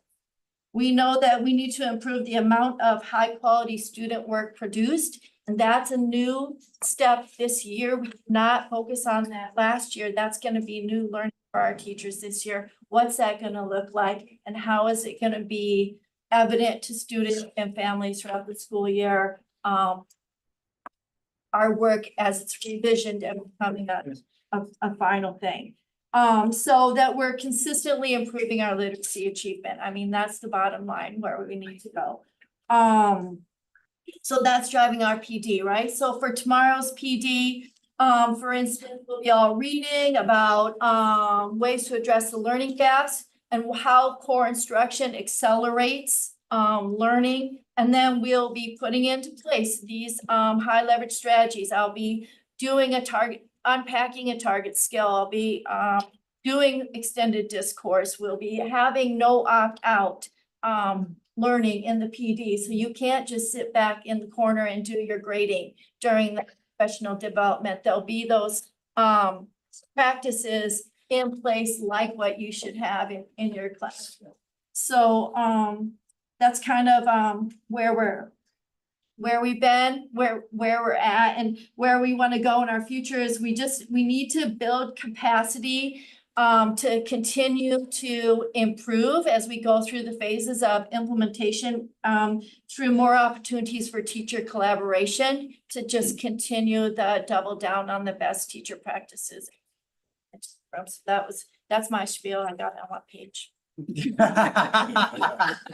All right, board member Vandermeulen, I think, is it all right if we pause? I here? think Amy had a little more. Yeah, I can wait till, Oh, okay. I want to let you all speak to your school, and then I think we're pausing after. Oh, we just have 2 slides, we'll wrap it up and then we'll pause for questions. So I'd love. yeah, the only. to Finish. The only additional piece is thinking about what future. We heard from teachers. And they've told us that they benefit from time with each other to collaborate in that planning. So we know that needs to be a continued focus to support team planning structures that encourage curriculum implementation and discuss what that looks like and how they can work together and learn from one another. We know we need to provide opportunities for student problem solving and monitoring student progress, and we can focus on that because that is one of our tools for determining engagement and what that making sure all students are making progress.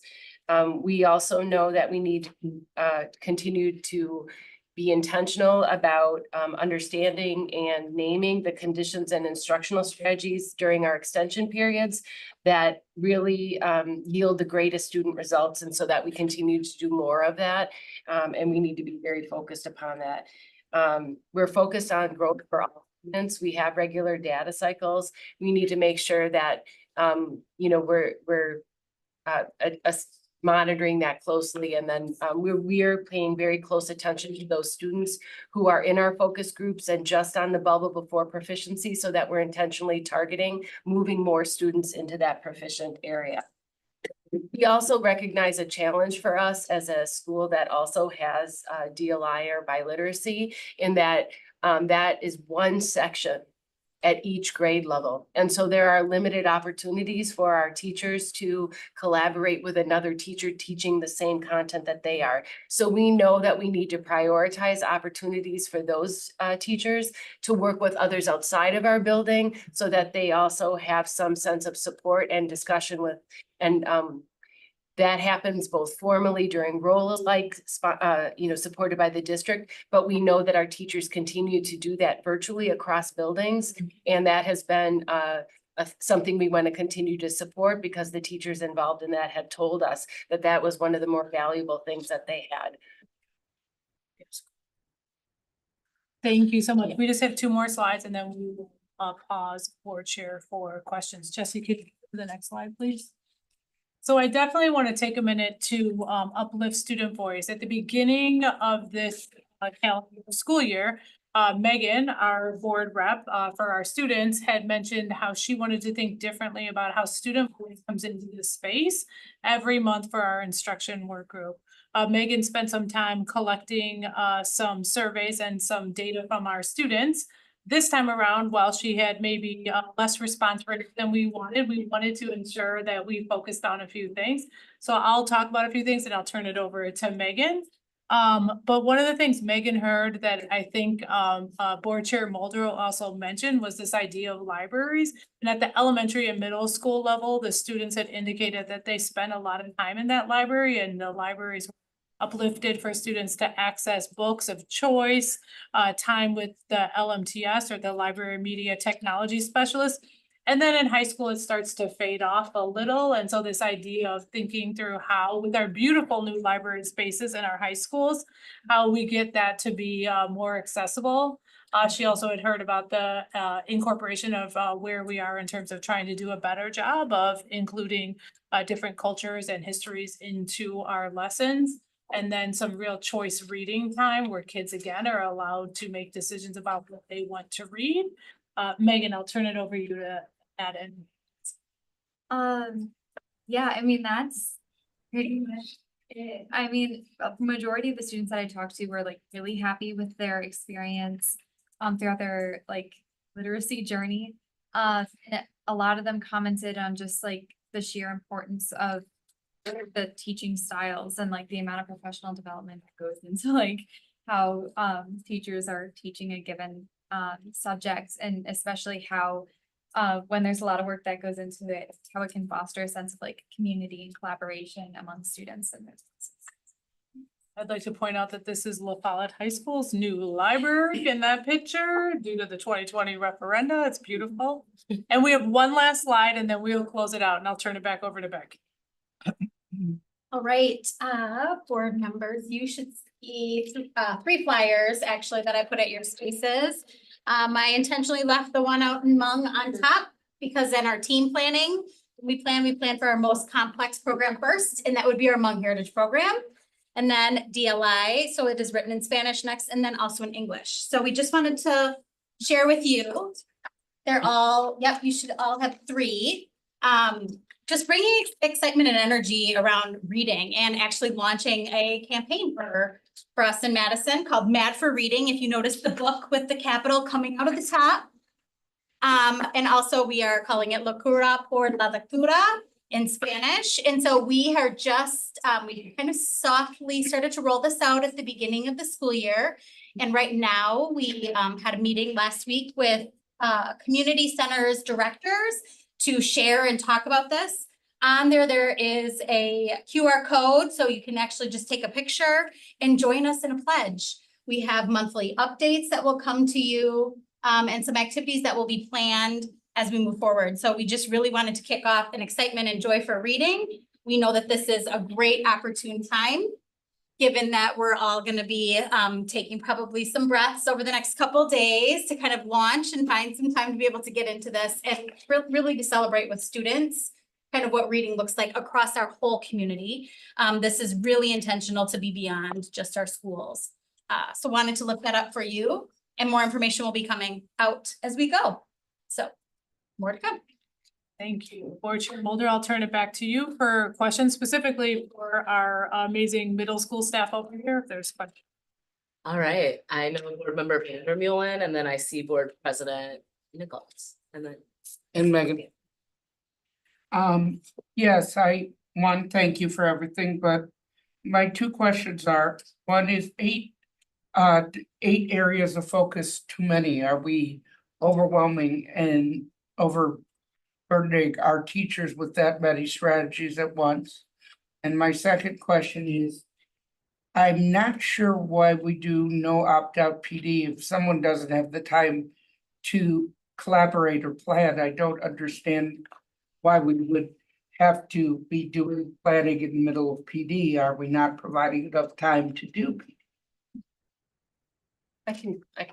I'll try to speak to that. Maybe I'll start with that one first. I think the no opt-out was really meant to say that the session was meant to not be a passive piece, and that there was active, like an active portion of how material was presented. What the attempt to do when we're offering professional development around the instructional practices is that we're trying to model the teaching that we hope to see in classrooms. So whoever's the presenter is using and carrying out the strategy as if we were a teacher in a classroom, but we're also delivering content that is pertinent so both at the same time. So not necessarily I think opt out. no maybe. opt-out is one of the 8 strategies that actually we're not focusing on as much as using target skills and extending student discourse for just exactly what you said, Nikki. 8 would be a lot to take on at once. Okay, thank you. Those are my 2 questions. Board President Nichols, and then Megan, I've got you on deck, and I see Board Member Mills. Yes, thank you, Chair. Amy and Jackie, thank you so much. Really, it's nice to hear kind of and get a feeling for what it looks like day to day in your buildings. My question is, this is again, I'm going back in my notes. I'm like, I feel like the conversation we were having in March of 2023 when we were getting ready to like approve the recommendations around the biliteracy curricula.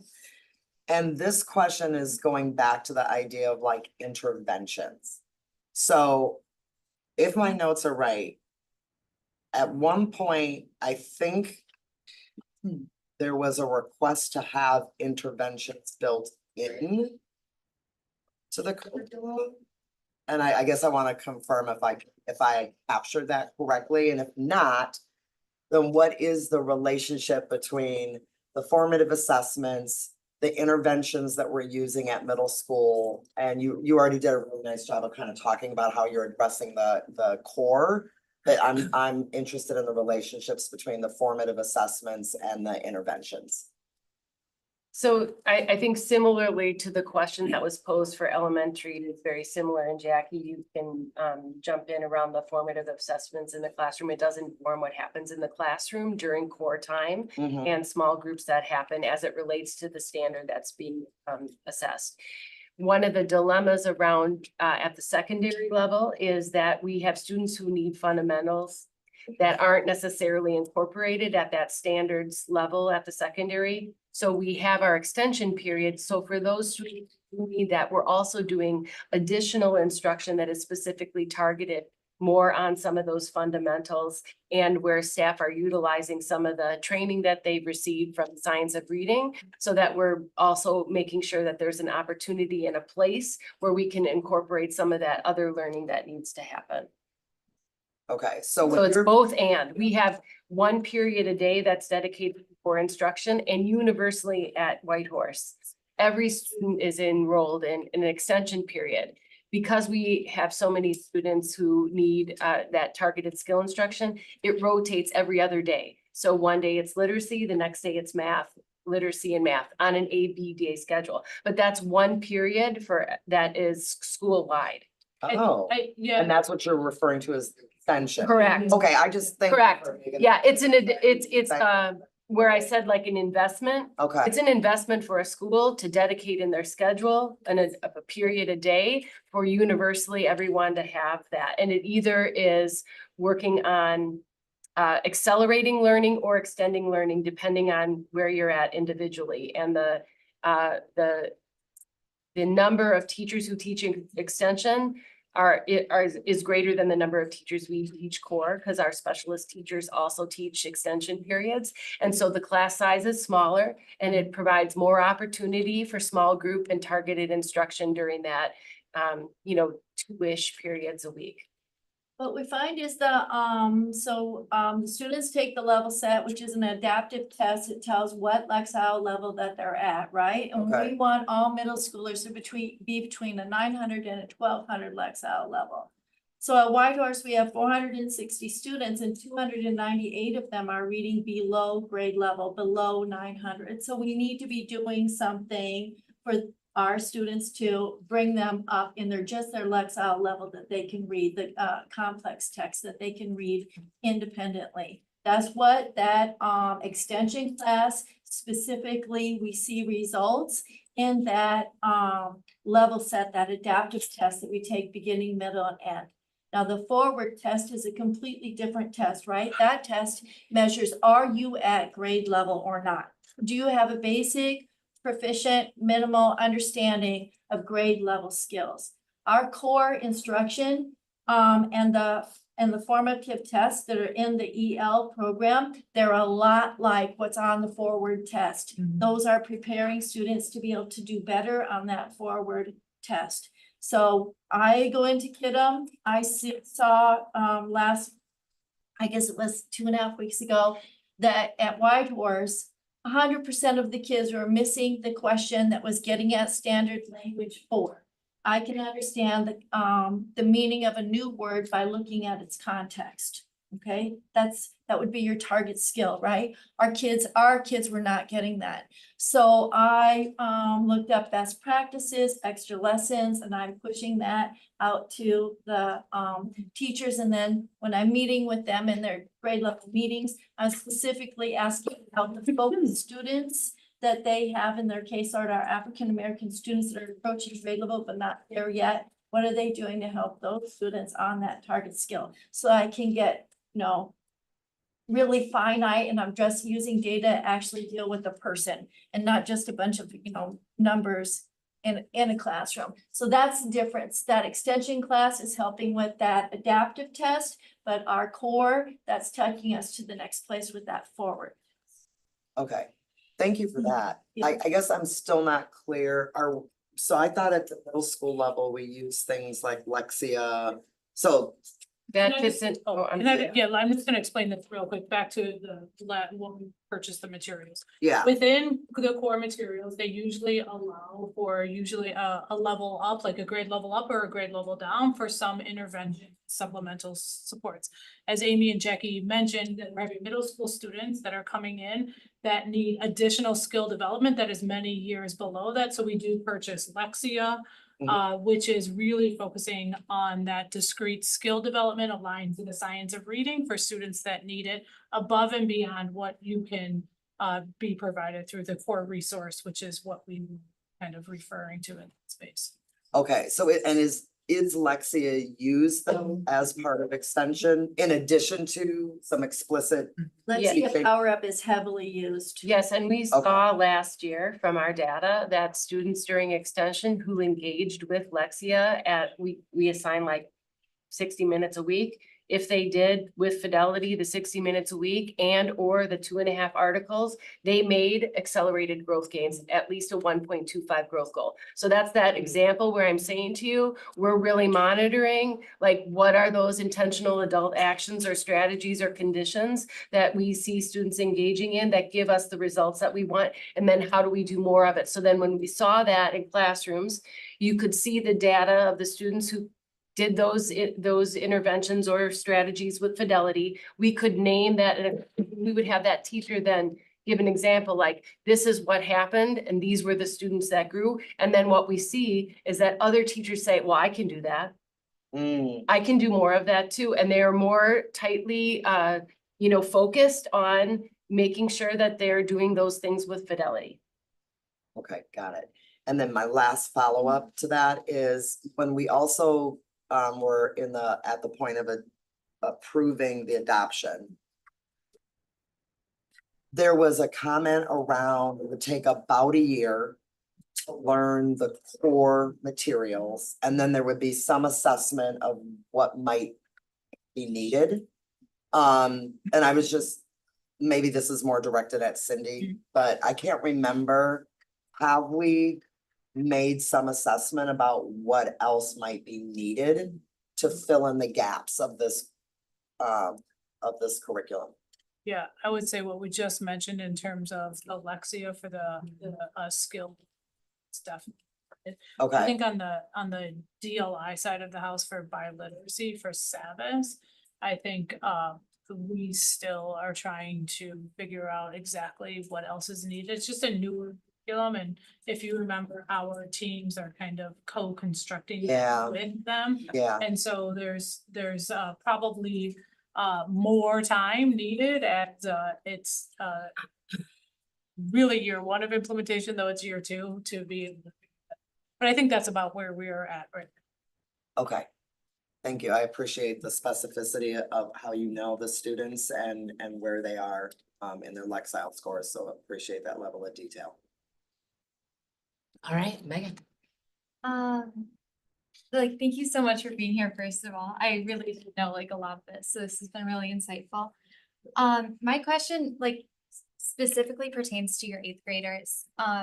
In some of the student data conversations that I've had, students have expressed that sometimes there's the transition from middle school to high school can be really hard, especially when you're going into a larger school and it's a lot more reliance on your self-advocacy. So I guess, how are you preparing your 8th graders for that? And what steps are you taking specifically to try to make that transition as smooth as possible? I think that role falls on our counselors at our school, and it's also on our ACP/CCCR coach at our school. Yeah, college career community readiness. And so first, all the students take interest inventory in Zello to see where their interests are. Then it's lined up with learning about the programs at La Follette and the pathways. Our school feeds into La Follette and the pathways there. So how the classes would be able to match up with their specific learning needs. People from La Follette come into the school and speak at our school about what it's like, what you need to do, you know, to sign up for classes. They meet the teachers, they meet the, counselors in advance. The students will come into the school and, students ask other students about what it's like in that experience. Those are the kinds of systems that we have set up at this point for the transition. Would you add to that? Yeah, the only thing I would add to is I think that we're really also intentional about students taking ownership of their learning and making sure, so we do ask students to do goal setting.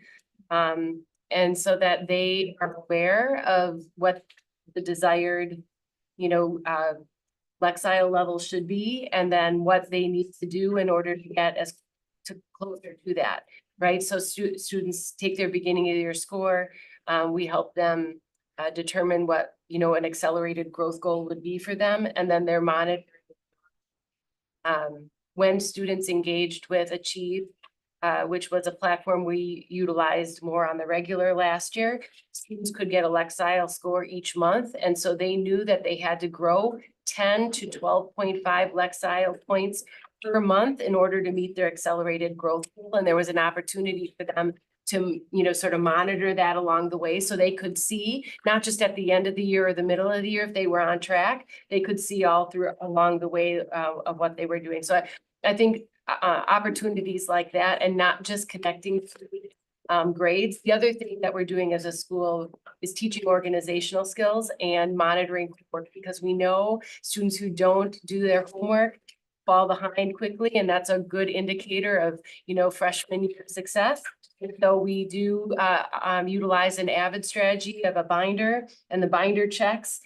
We incorporate that within school-wide routines, and we also do incentives for, you know, keeping your binder in place. You get a stamp in a classroom, you collect so many stamps, you can buy a prize at the store. Thank you. Sorry, one follow-up. Do you know if the practices that you are using at White Course are like within this organization and all of like these amazing things you're doing to prepare your students for high school? Is that what other middle schools in the district are also doing, or are they kind of all on their like own different paths? 2 minutes. Yeah, I would just say that they are aligned. Middle schools are more aligned now than they actually have been. We're very collaborative and supportive, and so there might be nuances in schools about some of the needs that they may have that might be particular to their community, but instructionally and we're aligning across the board. There are some schools that are a little bit different, like Rock, because their focus is project-based learning, and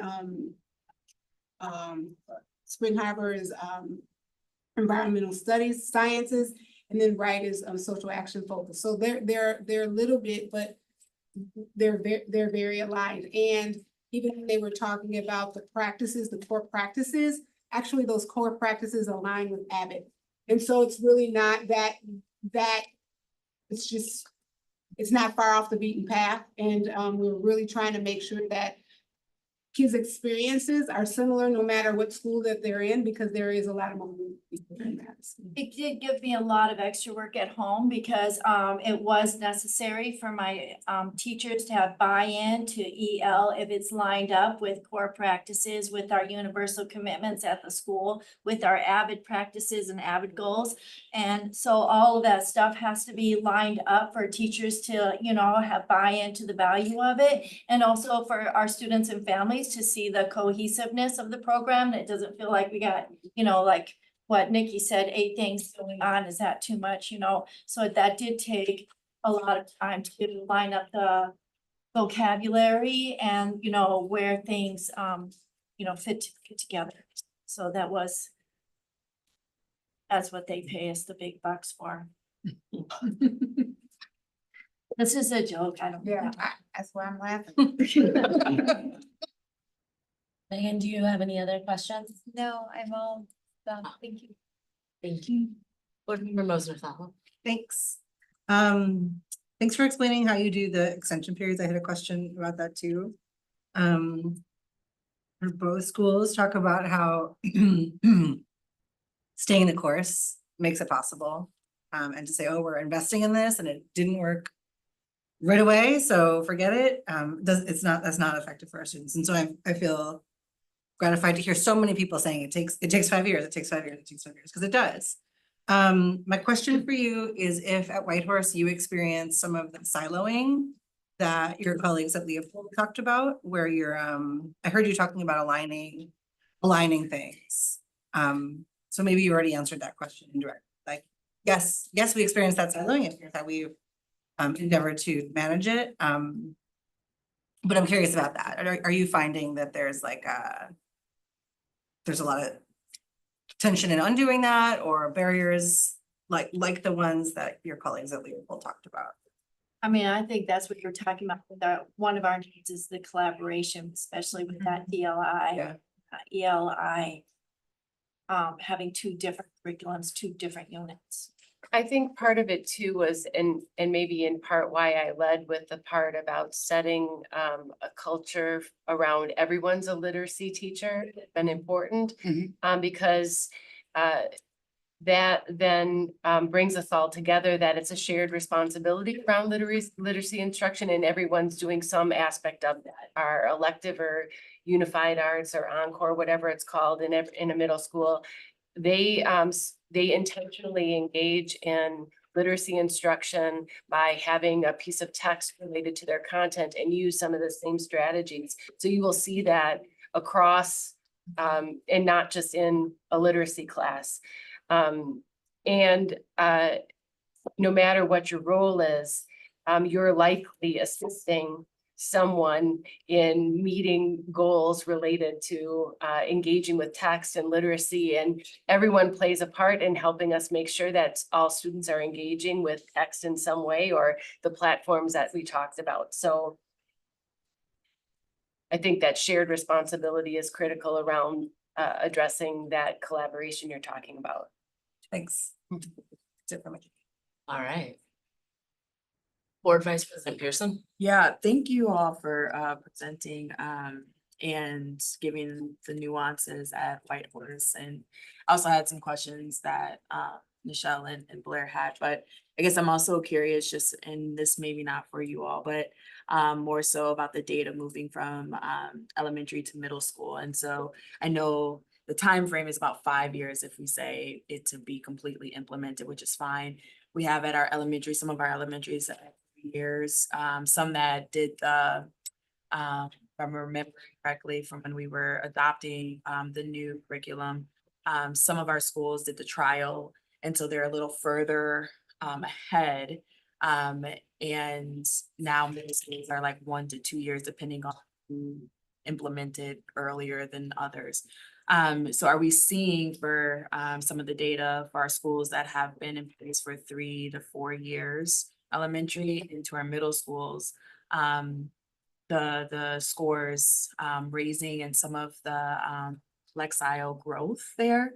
And again, this may not be a question that you guys can answer per se, but are we seeing that growth that we wanted when adopting the curriculum initially? So can I just clarify? Yeah. Are you asking me if the average sort of reading level of a student coming into Whitehorse has elevated over the last couple of years? Yes. I would say no, it's about the same. It's about the same. Okay.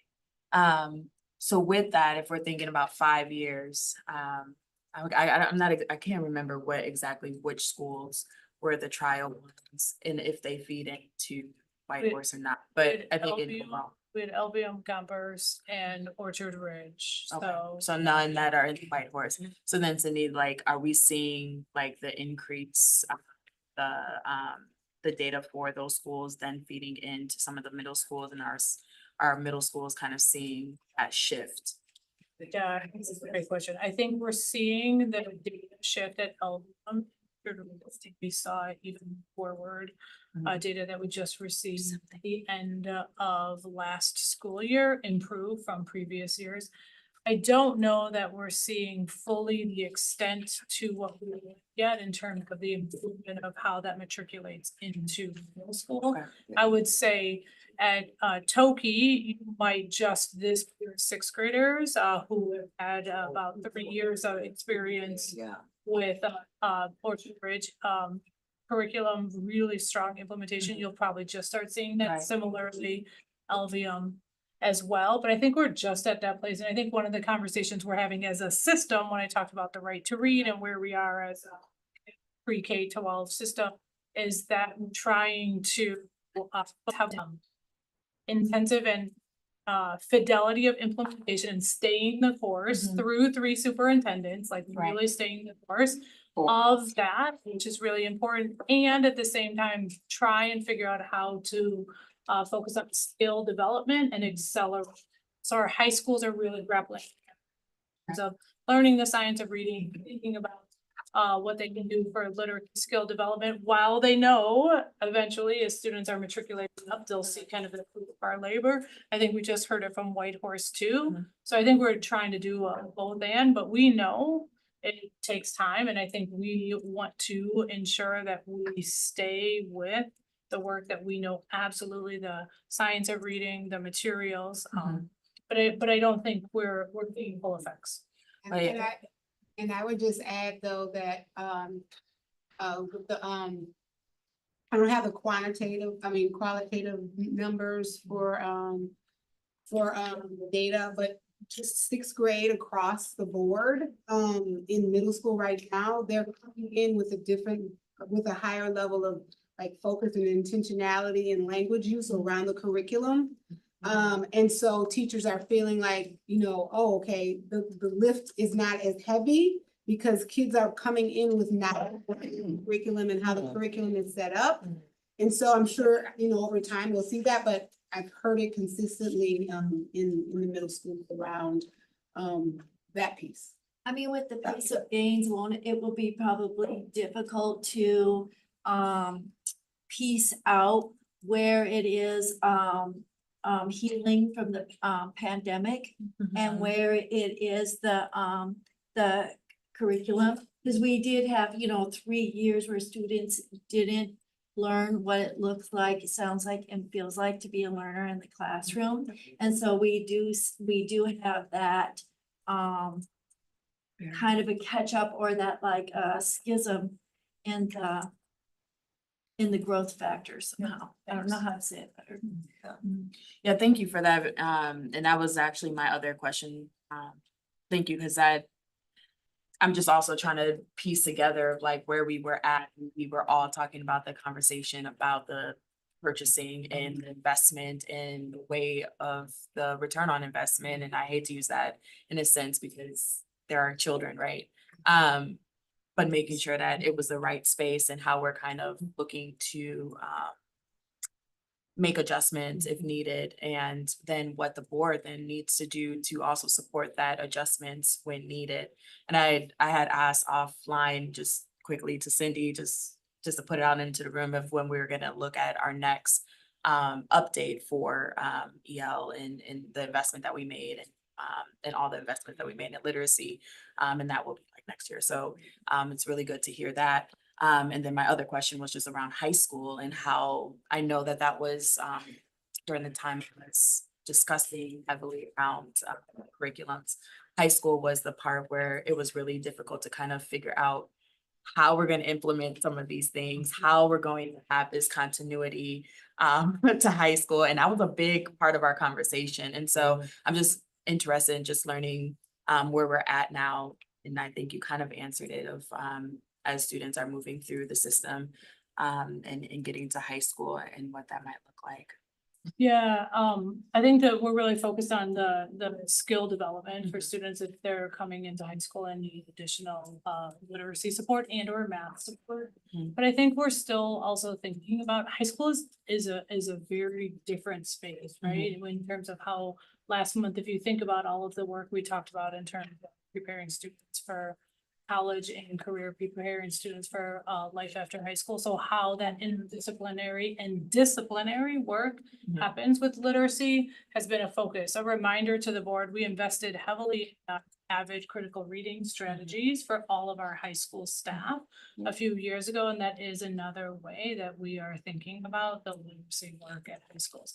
We have not talked about any common curriculum for literacy at the high school level. And I think in terms of intervention at high school, you know, there's some and there's few ways to really think about that intervention while still maintaining opportunities for students to have their rigor and also earn credits needed. So I think that's where we are at right now. System structures, but not about a curricular adoption for literacy. Okay, no, that's good to know. And then I'll just make a comment. I think I'm glad to hear that we are looking at the work across schools, because that was something just for the past couple of years, every time I visit a school and talk to the CC folks, and then also some teachers and things, like they have appreciated working across the schools because it does break down some of those silos that we're talking about earlier, and allowing space and time. As for us, it's always as a board member of like, how can we support that work that's going on?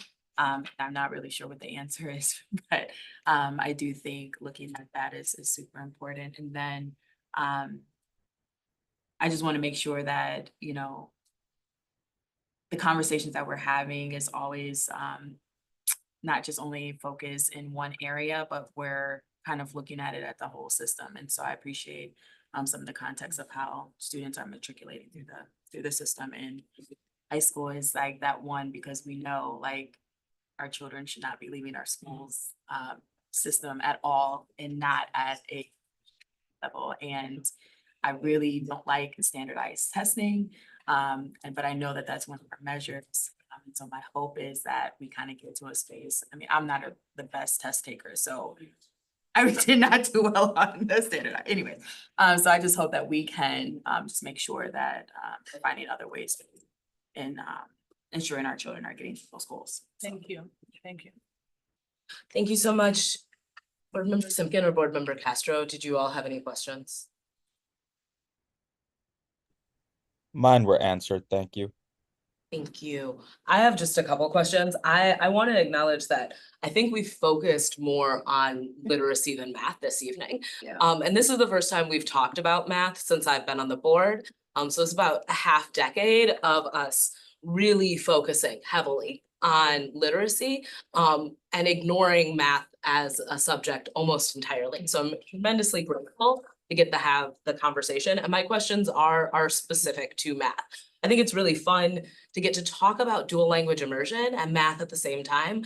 To quote the theatrical comedic masterpiece that is Mean Girls, math is the same in every country, right? So there is this opportunity where when you have newcomers at the middle school level who are really learning their foundational skills in terms of reading and speaking English, that math is an area where students can be just as successful as they were in the country that they're coming from. My first question is, I've heard from a few high school students that they really felt like their trajectory for math in high school was set up in middle school. So whether or not they were going to be able to access college level coursework was determined by whether or not they were taking algebra and geometry in 7th and 8th grade. What percentage of your students are taking algebra and geometry in 7th and 8th grade? Well, with the CPM curriculum and with most math curriculums, you have algebra as a part of every grade's curriculum, right? And it just gets more and more complex as you go through the grade levels. And you have geometry in all of them. Now, our students that have passed out of 9th grade algebra and are taking a high school geometry class, this year we have 1 student and last year we had 2 students. We have 3 students who are advanced in math on the forward test in our school. So we don't have a large amount towards that. At our school, we notice that students have the hard time working at the grade level when they don't come to us with fact knowledge. So they don't know their addition facts, multiplication and division, and they don't know how to do computation with multi-digit numbers because they don't have the basic fact practice that they need. So that's the interventions that they're getting through the iReady program, so that they can access the grade level programs and be ready for ninth grade algebra in high school.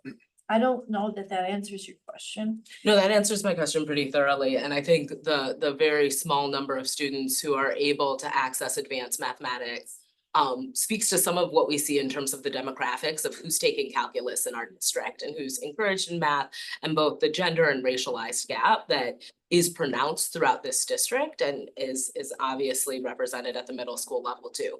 The next question then is, what do we do about that, right? And so if what you're saying is kids are not entering after 5th grade with kind of the sound ability to engage with addition, subtraction, multiplication, and division. Yeah, what do we do at the To fluently learn how to add, subtract fractions, etc., and move into that proportional thinking.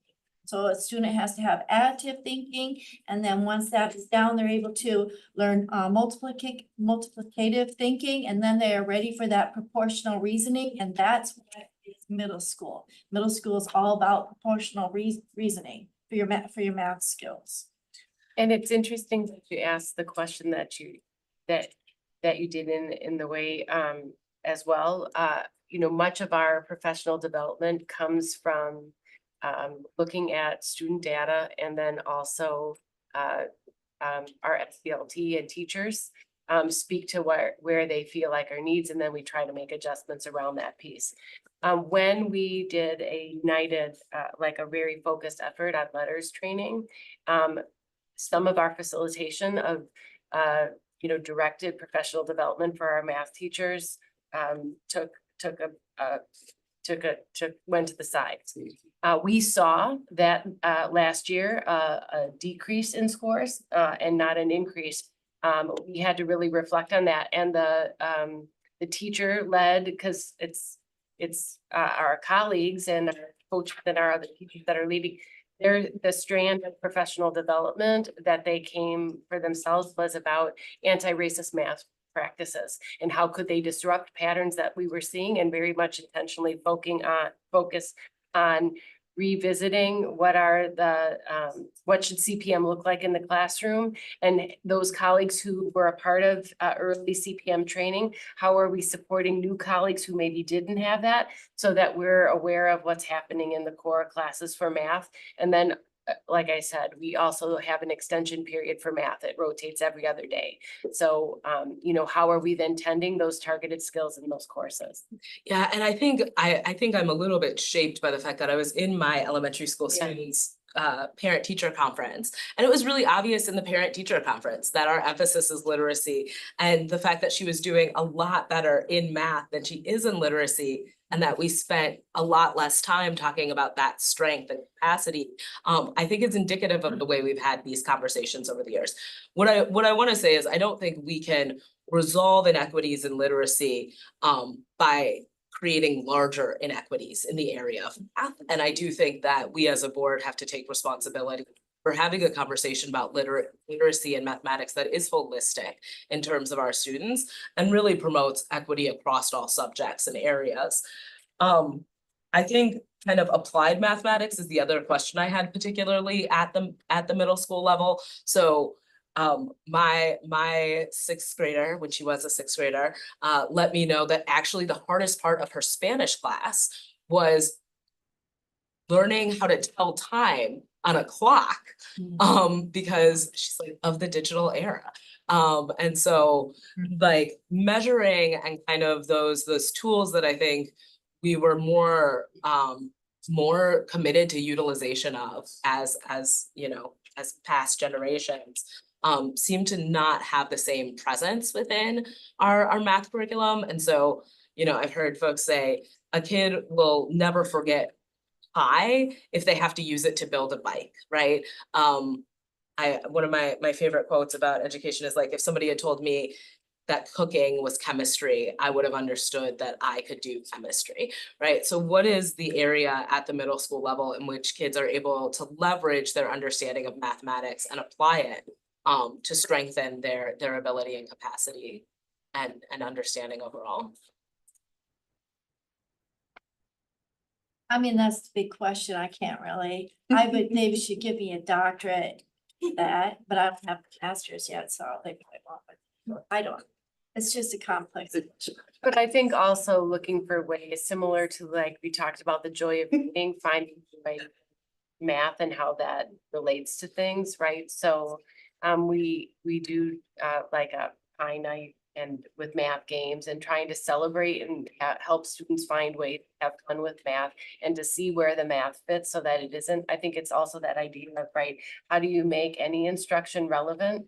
And see, so that students see the connection to how that might be used someplace else, helping them see how it might connect to a future job or a task or something like that. I think that's a challenge for us as educators to make sure we're embedding that within instruction so that there's a why behind why you're doing the facts. In the article we're reading tomorrow, they say to accelerate math and reading scores is to have these community connections where your work is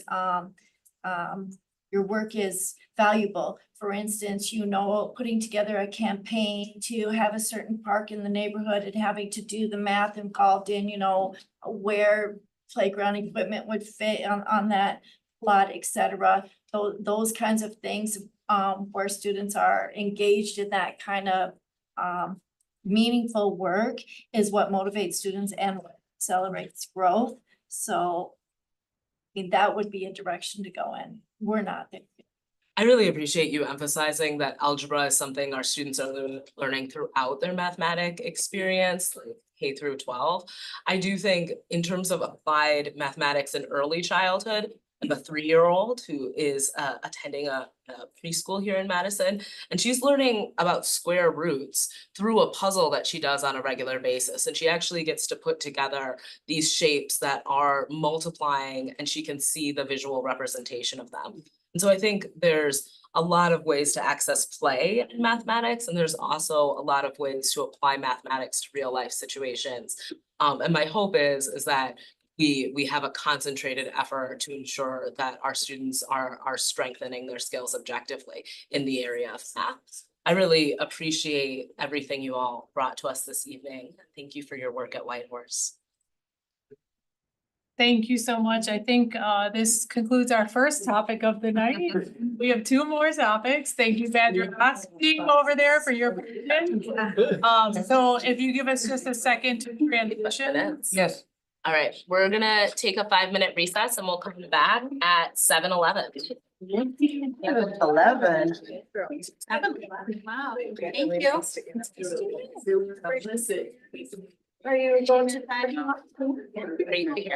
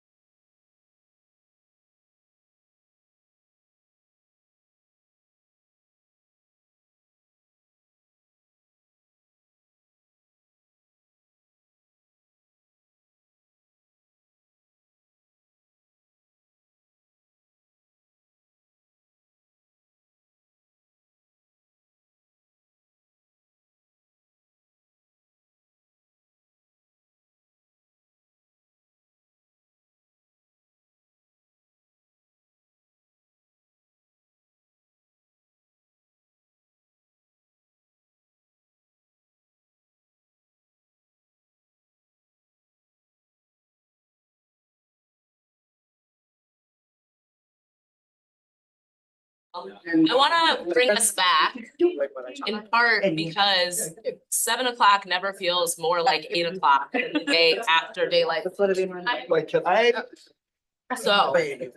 can turn the floor back over to you, Stacy. Welcome our folks from Badger Rock. Diving back in. Jesse, will you pull up the slide deck? Got it. Dr. McCray, is there any correction? Oh. So, hey, you caught me off guard. I didn't know I was on. Super excited to be here this afternoon, to get us to this process. We are at the process where we are doing a renewal for Badger Rock, Middle School. We have been working with, Joey and the governance team, to really get us to this point. So today, we're just gonna really have a presentation about their proposal. You have their proposal in front of you. I believe they will be, that's to reference a number of different items through there. Throughout the presentation, I actually kind of hold your questions. At the end, I ask them to just hold space just for questions. So they'll get through the presentation and then we'll have an opportunity for you to ask your questions. And so with that, I'll turn it over to Joey. All right, well, thank you all. We really appreciate and value your time. I will start with introductions. I'm Joey Roses, a proud principal of Badger Rock Middle School. This is going on my second year at Badger Rock. So I'm just happy to be there and Hi, I'm Liz Cusis. I am the president of our governing council for Badger Rock, but I'm also a parent of a current student who happens to be sitting at the table. I'm also a parent of an alum, missed her cross country dinner tonight. But she also just got accepted into college today. Her second one. So I am a community member and I am a volunteer. I have a professional background in environmentalism and urban planning. And I am very excited to be here tonight. I want to say a quick thank you to our council and to Joey Rosas and to the staff at Badger Rock. We would not be here. The amount of effort and time and resources that went into this document is immeasurable. And it was truly a gift to be a part of it. And I'm glad that you all are here now with us as a part of it as well. And with that, I will turn it over to Joey. You want to introduce yourself? Sure. Do I have to say his name too? No, you just say whatever Okay. you come. My name is Everest and I'm an 8th grader at Badger Rock. Pleasure to meet you. So thank you for sharing gratitude because that's also on my list. This was a big lift. However, it really helped us ground who we are, what we're doing and why we're doing it at Badger Rock. So gratitude to the Badger Rock staff, extreme gratitude to our, I'm gonna call the district's data department. I don't actually remember their full name, but they helped us a ton. You'll find Appendix G, which is nearly 30 pages of data. Of course, our council. So we have a lot of thanks to give and can't forget Dr. Hicks as well.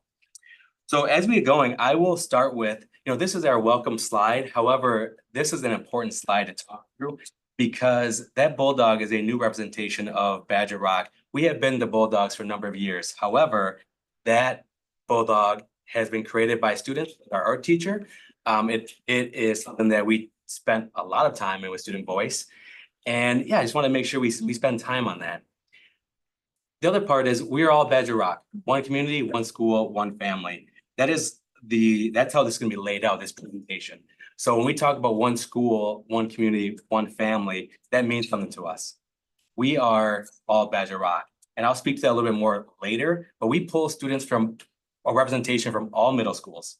So small yet mighty, and we represent all of Madison and outside of Madison. So that's where that saying came from. So going through our mission, Badger Rock will cultivate strong relationships between students, educators, and families, which allow us to engage our students in rigorous learning experiences that honor their history, culture, and identities. So as I go through our presentation, I challenge you with seeing how this is living throughout this presentation. See the mission and just pick out a word or two from that. And I am confident you're going to see those live throughout this presentation. And then we'll go into equity. At Badger Rock Middle School, we value diversity and inclusion. We work tirelessly to provide an equitable environment where all students feel welcome, safe, and included. We are committed to cultivating literacy and leadership skills so our students can achieve their dreams. So again, take a moment, pull out a word or two from the equity vision as well, because now we're going to buckle up and go through a journey. And you all are going to be with me on this. So next slide, please. So when we say one community, here's a few photos. Now I had to really like narrow this down because at one point, Dr. Hicks and Dr. Gothard and a few others have seen, and TJ, Dr. McCray have seen the other photos, but I added some new ones. I just want to start with, when we say one community, in that photo, our partners from the community are represented. MG&E, True Stage, Rooted, the Jaguar dealership across the street. Those are a few of our partners. So if you'll look, I'll just explain a few, but bottom left is a photo of an MG&E employee who is smiling, and you'll see a tint of green. So that is when they brought the energy bike in, and that student was one of the few who made that bike go green. And so that means like maximum energy was produced. So that is just something where it took me a minute to realize like, oh, that's because the light's going green, and there's joy in that photo. Next to that one, you'll see the True Stage team, including Joe Hankey, who, when we needed work to be completed, we're talking physical manual labor to build bookshelves for our newly created and built library. I sent the email. They showed up within the next 2 weeks and built our library shelves. So again, that is their team showing their commitment to us in a time that we needed it. And above that, you'll see Land Rover. That's the dealership next door. This was a dance that stemmed out of the student council. They wanted to dance. And let's be honest, I've worked in a number of middle schools, and dances have kind of been far and few between for the years. So was I excited? Yes, to an extent, and also a little bit nervous too. So one of my meetings with the Jaguar general manager, at one point she goes, "Oh, if you ever need our space for anything, let me know." Well, that stuck with me because later on I go, "So do you think we could really use it? Well, what do you want it for?" If you didn't know this, that dealership has 3 lanes of bowling lanes that they did a tribute to Badger Bowl, because Badger Bowl was there. So our students have also used that. So they said, "Yeah, of course, we'll move out the Jaguars." And I had to pause and say, "Really gonna move the Jaguars out?" It's like, "Of course." So that is a photo of our students who got all dressed up and again, made their dream of having a dance in a special location and place come true. A few other ones I won't speak to, but I will go next slide. So one school, a few new photos in here. You'll see this was a fresh one of 2 students in the Beehive doing some work hands-on there. We have a photo that is from our Saturday school program, which meets usually twice a month, depending on sometimes winter breaks and things come up, but usually twice a month. I put that up there because I didn't want to forget. I often forget about Saturday school until it's Friday. And then it's like, oh, Saturday school. I'm like, oh, gosh, all right, we're ready. So I wanted to put that out there because that is from 10 to 1 twice a month. And that is in a direct partnership with Rooted as well. So there's academic enrichment. There are at times clubs. And then there is this Rooted part that is cooking and gardening. So that is something else that we do on Saturday. On the bottom there, you'll see Farmer Sarah and a team, including youth employees. Now those youth employees are from Badger Rock. Most are, actually a few were 8th grade last year, but now they're all high school. And they have written and received 2 grants for the For Youth by Youth grants. One built a chicken coop, and then the other one that they're working on this year is an aquaponics setup, which again, I'm still learning about about some of these things myself. But that again is just a special, unique partnership with Rooted. All right, and then, for one family, we have a number of family events. You'll see the top or the bottom 2 are from the most recent community dinners that we have in partnership with Rooted. So just this year, our last event, we had about 150 individuals come and attend. The one before that, which is more the open house, had nearly 200. So I will repeat, 200 and 150 that have come to our events, which is a good turnout. It feels like I'm at a wedding every time because I'm talking to everybody and I can't speak at the end of the night. So people show up and we have a community. So we'll say we're a family. That's one representation. Okay, let's talk about a little bit who we serve. So the parts that are highlighted, I really want to be very clear on the learners that we serve as well. So I won't go through all of the specific details in this. You all can read these pieces. But our advanced learning population has fluctuated from 39% this year. Last year was 44%. Our EL population of learners has been right around 30%. And our special education has been 34 to 36%. So I really want to ground us in that because I'm going to be referencing that probably often throughout this presentation. The map there is the last 5 years, technically 6, of where our students come from. So they're color coded differently depending on the year. But the thing that I want, and the shades of gray are the middle school attendance areas. So you may see Northside, Blackhawk, or Sherman. So this is just a representation of where our students are coming from. From when we say one, we are all Badger Rock. Here is a perfect graph to show you, or chart. So that is that, and you'll see there, it's really hard to see, but in the actual document here, which I know is 255 pages of a whole lot of information here, but there is a 1.5 radius circle around our school, and that you'll see about a third of these students have historically come from within walking distance of our school. And other 2/3 are kind of branched out a little further, and then it's everywhere else. And out of district. I mean, all right, we will cruise through some of these pieces, but I do want to make sure that we point out a few of the pieces that really make Badger Rock unique, innovative, and different. So we have a multi-age classroom, which is 6th, 7th, and 8th graders. We really uplift our leaders in 8th grade to help set the culture and climate of the school because they are leaders and they help to show our 6th graders how we do things at Badger Rock. We have a 3-year cycle of our curriculum. So you land, food, and water. And we have a full inclusion environment, which like the ICS training, we do co-planning, co-teaching, and co-serving. And then project-based learning and AVID, I'll go into the next slide. All right, so here are the 2 pieces, and just to lay the groundwork, here's AVID. We are the only AVID certified, now I'm gonna say elementary school, because we're the only multi-grade middle school. So when we talk about being a trailblazer, we have worked with the district, with the AVID district folks to how do we get this certification? Because we don't have an elective AVID class. However, our school-wide strategies and supports are school-wide. So we were the first elementary school, however, we're middle school to be certified AVID. So that was a huge lift. There's an appendix in here that's nearly 60 pages that goes through what that looks like and how you basically essentially show that you're meeting the CCI tool for AVID. And then on the left, you'll see the gold standard from PBL Works. When we talk about project-based learning, we have these models to go off of. One is a project design model, and one is the teaching practices. So when we intertwine AVID and PBL, it's like magic.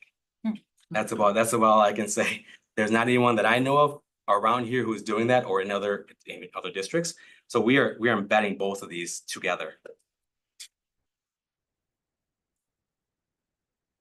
All right, I know a lot of you are thinking, well, let's talk about data. What is the data saying? Well, that is great because I want to take you through that.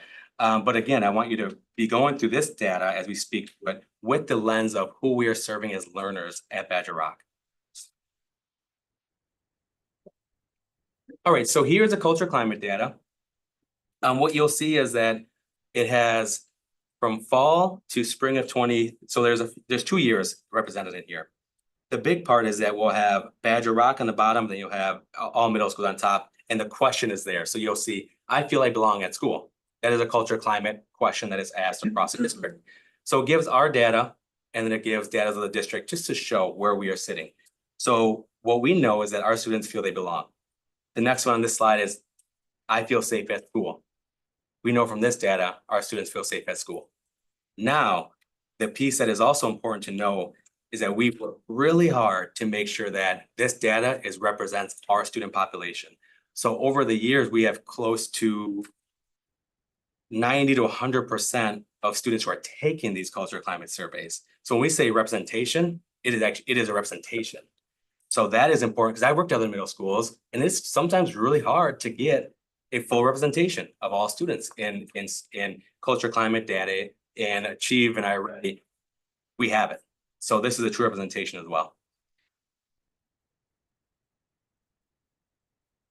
A few more, and there is the appendix G in this document. Again, there it goes into every question from the culture climate data, and it shows these charts. Well, perception of fairness, we have that on there. We're at 88% of students feel that they perceive there's fairness at Badger Rock. That is an intentional work that our team does around our behavior education plan. Educating, we're talking multiple days about what does a behavior education plan mean, but not only that, what does equity mean? What does fairness mean? So digging into it with students. So that really shows up within our data of the story of belonging at Badger Rock. And then, just put a couple in here, and that is some data around staff. So here's our staff, very similar, all of the staff, we take these surveys, but even looking at this part of 100% of staff. And that first one is, I believe it's safe at school, and I missed the top part, so that was my bad. But then look at I value work, 92%. And last spring, I enjoy going to work, 100%. So when we talk about these pieces of culture and climate, it shows in our data, and it shows in the fact that we have retained, that's my 15-minute mark, just so my watch is buzzing. We have retained 100% of our staff going into this school year. So that is another piece that is really something to celebrate. All right, and then go through a DPI report card. That's something that, right around this time of the year, mid-November, we'll be getting more information. But here's the last 3 years. The important piece of note is that we are on track to be meeting expectations again with an increase from the previous year. And we are one of 3 middle schools who have had that meeting or exceeding over the last 5 years. So we're talking about sustainability and how what we're doing is working. 5 years of it. And then going through now, these slides I could go over for a very long time. So I challenge you all to really dig into this when you have your time to read this. I know my 15 minutes, but I do want to call out some specific pieces here. So this is Achieve 3000. So what you do that, we'll take those assessments, diagnostic, beginning of the year, end of the year, middle of the year, but this is beginning and end.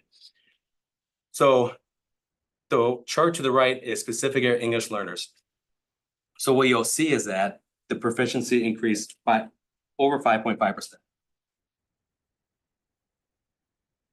That starts going to advance. But then the other part is that you'll see, this is when we say story of growth, when you have minimal, our students are coming in low. And how do we move them from that minimal to basic? We are getting numbers from, in this case, it's over nearly 9%. So those are the parts that they're growing. And that was specific EL. Okay, and then we talk about, now we're going into our students with IEPs. We are seeing that we have a 6% increase, and then just going into some of the numbers, that is from from proficient to advanced, as well as 3 to 6% from that minimal to basic. So there's growth. And we know that the target growth that we go through for our SIP is at 3% or so here. So that shows those pieces there. And another part, I missed my whole did you knows. This was like my whole special touch here. So the 50 pounds of honey harvested annually. I mean, I've never seen 50 pounds of honey, but I know that our students and youth employees are selling it at our markets. And there's a lot of people in our community who has bought it and talked about how they want more. I have like orders coming in from people I know. They make great Christmas. That's true. And we'll start with the did you know, so don't forget. So over 1,000 eggs per year collected. And again, this is from Badger Rock students with a partnership with Inclusion. And here's math. So iReady is again the tool diagnostic that we use for math. You have, when we talk about story of growth, beginning of the year, 82, nearly 83% came in 1 or more grade levels below. And then by the end of the year, that's at 55%, if I'm seeing that right, who are no longer minimal. So story of growth, a lot of students from minimal to basic. So I just wanted to make sure that that is specifically for our EL population. And then it goes on, it has and if you're wondering to the left, SF3 is African American and Black students. So that is a chart to the left, and then students at IEPs is to the right. But again, what you see in basic terms, a lot of red from the beginning of the year and a lot less red going into the end of the year. So students are making growth, they are moving. Okay, and here's a few more pieces for our data. We've in our project-based learning model, we made 20 raised garden beds, 150 self-watering container for gardens. We've had multiple houses. The list goes on and on. There's 30+ fruit trees tended by Badger Rock students. So there is just a lot here. This is just a sneak peek because you'll see an additional consideration in the application that there's pages of what the other data and additional data from our partnership with Rooted. Let me see. Yep. All right. All right. So what is our plan for the future? We have 4 pillars for the plan for the future. The one thing I want to call out is that our plan for the future, it is not to jump into something new. It is not to find the next shiny thing. It is to deepen what we already do. So we have increased our partnerships. We're continuing to work in the social emotional. Consider the summer programming that we've talked about for a number of years, but really making this happen. And then we have a community center in our building, Badger Rock Neighborhood Center. How do we make that an official community schools model? Be the first middle school to have that model, since we work so closely with Badger Rock Neighborhood Center. So those are the 4 pillars for the future. Again, nothing is jumping out as different. It is how do we deepen that? And we've gained momentum. The momentum is there. And how do we keep at it? We'll go, I'll zoom through these, but here we go. CEOs of Tomorrow is another one. We have 14 businesses, I believe I said, are created out of Badger Rock Middle School. Anything hot sauce to soap bombs, I think they call them, to a lot of other pickles. So they've had so many different businesses that have come out of our partnership with CEOs of Tomorrow. So how do we continue to build that? Because that is special and unique. We also have invested in CEOs of Tomorrow to go through more financial wellness with all of our students, made it universal. So just a few weeks ago, CEOs of Tomorrow came in and did a class with all of 100 of our students, the 25 in the class cohorts, and did more work on financial wellness. So we're just growing the partnership already. We want to continue to grow them. And social emotional learning, you will see throughout this application, it is living, it is breathing in what we do. We know that it is nearly impossible for students to access curriculum when the social needs are not met. We talk about the universal, what we do at the universal level. And that is, we have a wellness ACB class that Ms. Adams is here, has taken a lead in our SST team. But not only that, what the teachers do in their classes every day is just as important. So we're gonna keep. Thank you. We're gonna keep growing that. We're gonna keep working towards that because that is a critical component of students accessing the curriculum. In pillar 3, we want to hit the ground running. We want to start summer programming ASAP. We've had a few pre-meetings, but I really want to get this solidified. And when I say summer programming, we want enrichment. We know that our partners are eager as well. When I say that, I mean Rooted, to start to do some Badger Rock specific summer programming. So that's something we are hoping to explore as we go into our next charter. And then, as I mentioned earlier, we work so closely with the Neighborhood Center, and we want to really formalize that. And I want to be the first middle school to have this in MSD, to have this community schools model within, because we are working so closely with them. And that's a plan, that's a whole inner plan for the future as well. Again, deepen what we're already doing. I think I'm pretty much wrapped up, but here's a We're All Badger Rock. There is a shout out and logo to all of our partners, including Doxa Church, Rooted, Group Health Cooperative, Fields, Jaguar, True Stage, the Foundation. So these are all the organizational companies that believe in Badger Rock. And if I call or email, they show up. So we just wanted to put that out there to say thank you to all of them as well. As a reminder before we start, I just want to remind us of the process. So since I While we're here, this will come to the full board for a vote in December. You will receive recommendations from the review committee as well, so I just want to remind you of like where today, it's just really about here, this being able to hear this presentation, that they do have opportunity to review the full proposal if you have not been able to do so, as well as a recommendation before you vote in December. Appreciate that. So there's a lot here. It's nearly 25 pages and 276 pages.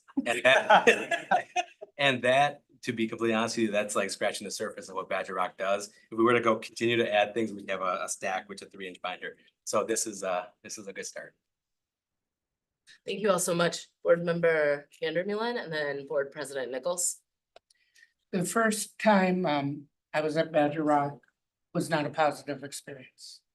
It has now become one of my favorite schools to visit. It has taken me quite a while, because the first time I went, there was it was in relation to a cease and desist letter that was sent, saying that Badger Rock was swamped with special education students, asking us to cease and desist from sending them to Badger Rock. I now have 36% with IEP. Obviously, something has changed and changed remarkably. And I don't see that kind of growth very often.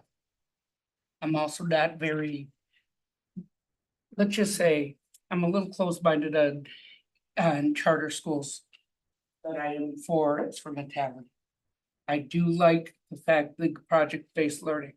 I do like your gardening, but most importantly, I like the fact that you admit what needs to change and you change it. So I will give you credit for that. Thank you. Thanks, Board Member Vandermeulen. Board Vice President Pearson. Yeah, thanks for the presentation. I'm frequently at Badger Rock, got my garden there, all of those things I participate in it. I guess I would like to hear more about our parent here, whose child now is in high school. And because of Badger Rock's nature of being a project-based school, how that's been able, that experience in middle school, now in high school, it's only been around for 6 years. And then possibly here, if we know about maybe probably, yeah, one person or a couple students who, or maybe a lot of students who have graduated from MMSD now and are in college, like what that experience is like, because, and I ask that just because being project-based, of course, it's not going to be like your traditional middle school in the sense of like honing in on certain areas. However, it gives the opportunity for students to experience real life situations and be able to be invested in the environment and such, how that actually looks like as they are, you know, graduating from high school or in high school, and just that transition. I'd like to hear about that. Sure, I would, it's important for me to note that my child graduated from Badger Rock during the pandemic. Right. And I think it's important to note that we discovered on our own dealings, that I think it was just this past year was the first graduating class of the pandemic that went into high school. And my daughter is thriving. And I shortly after she went to high school, it was words that was wonderful, which was, thank you for sending me to Badger Rock. Which meant a lot to me as a parent because I put my children through a lot. I am a huge advocate for non-traditional forms of education. They went to New Western Window for their elementary school. And so for me, it's important that my children learn in different ways because I think, quite frankly, they're better ways. And so it's really been an interesting experience for her. She, as I said, she's a 4.0 student. She learned a lot about how to self-advocate for herself. She learned a lot about how to study and how to work with adults and kids of multi-language. I have a current student who did not like school before she attended Badger Rock, and she will be the first to tell you that. She never until Badger Rock, and now I don't know that this kid ever takes a sick day unless I would like make her, or she was in this contagious state. She does not like to miss school. Every single Saturday school she was there. I am forever, as a parent, grateful for Badger Rock. It has kept me in the district, to be quite frank. And to me, that is why I do what I do in this role, is because I want everyone to know the gem of the school that MMSD has done.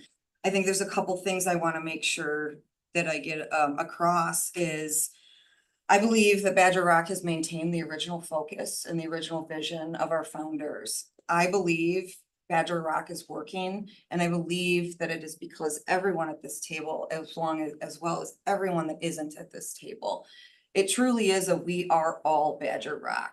This is what success looks like. We have had in its term 5 principals and 5 superintendents in a worldwide pandemic. And we are sitting here today touting our success, talking about our momentum. And it's really neat to see. And I, as a parent, have experienced it firsthand with my students, with the transition to high school, which I'm not sure if maybe I was more terrified than them. For me also to kind of get back to that too, is of the high school, my daughter entered the Pathways program. And that was something that calmed me as a parent because there was that smaller group focus. I had been given the advice, have your child get involved, have them, kind of latch to a teacher or a coach or and she did just that. And she has been incredibly successful. She's in the STEM program, another reason that I think this district is going places, that has been invaluable to my family and to her. And again, I cannot stress that it is Badger Rock lead the direction. And I think I answered. But yeah, I mean, it's a really unique place. It's a gift to be there. I overheard at a soccer party or a soccer game, just the other day, or a couple weeks ago, a mother asked, my family keeps saying, why are you driving your kid across the city to take him to this school? And all I want to say is, come see, you'll see, this is a family, it's worth the drive. I would do it every day. No problem, no questions asked, which is also a moment where I want to invite every single one of you to come spend a day with us. It is remarkable. You'll have a good time. It's memorable. You'll watch our students change classrooms and you're not even sure that that's what's happening because it's so orderly and it's so quiet. And I just, every time I'm like, how do you guys do that? I mean, it's because the kids take ownership to their own behavior, to this school. There's so much pride. And in the interest of time, I could keep going, but I'll stop. I mean, I think you did answer the question. Go ahead, Joy. The only other thing I'd add to this is that we actually asked we have a survey right now that has about 30 responses. And we asked some questions like that, but even some of the questions about, some of the responses, Badger Rock helped me to be prepared for high school. For example, the teachers there pushed me to do my best and help me pick out classes that were going to be good for me in high school and meet my needs or something. Another one, Badger Rock helped me communicate to my teachers when I needed help me work better with my peers. So when we're asking for the alum, we just asked them. And that is powerful. And we actually haven't looked back at this probably since we sent this out. And I'm like, gosh, we gotta re-reference this. There's some good stuff here. So. No, thank you, because I think that's also making the case too, when we're thinking about, I think, Ali had mentioned in meetings ago of just like using our instrumentalities as ways of education. And I think that's a way to continue, I think, that way and thinking about like what that looks like and alternative to educating our kids, but also that they can be successful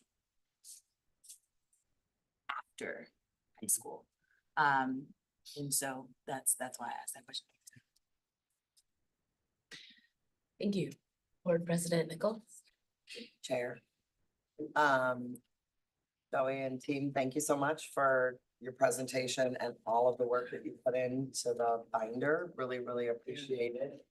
And I appreciate that you were highlighting all of the many wonderful strengths about Badger Rock. I do have a couple of questions and they're a little bit more technical in nature. And if they cannot be answered tonight, just know that there could be follow-up, Dr. McCray, and so it's fine. So the first question I have is I went back in one of your appendices to look at your original charter. And the projections in the original charter were that you all wanted to enroll 110 students.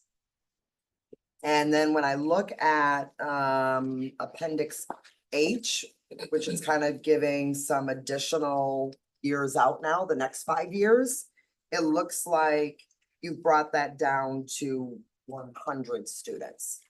So I was just curious if you could just talk a little bit about what you've learned over these last 5 years about recruiting families and students,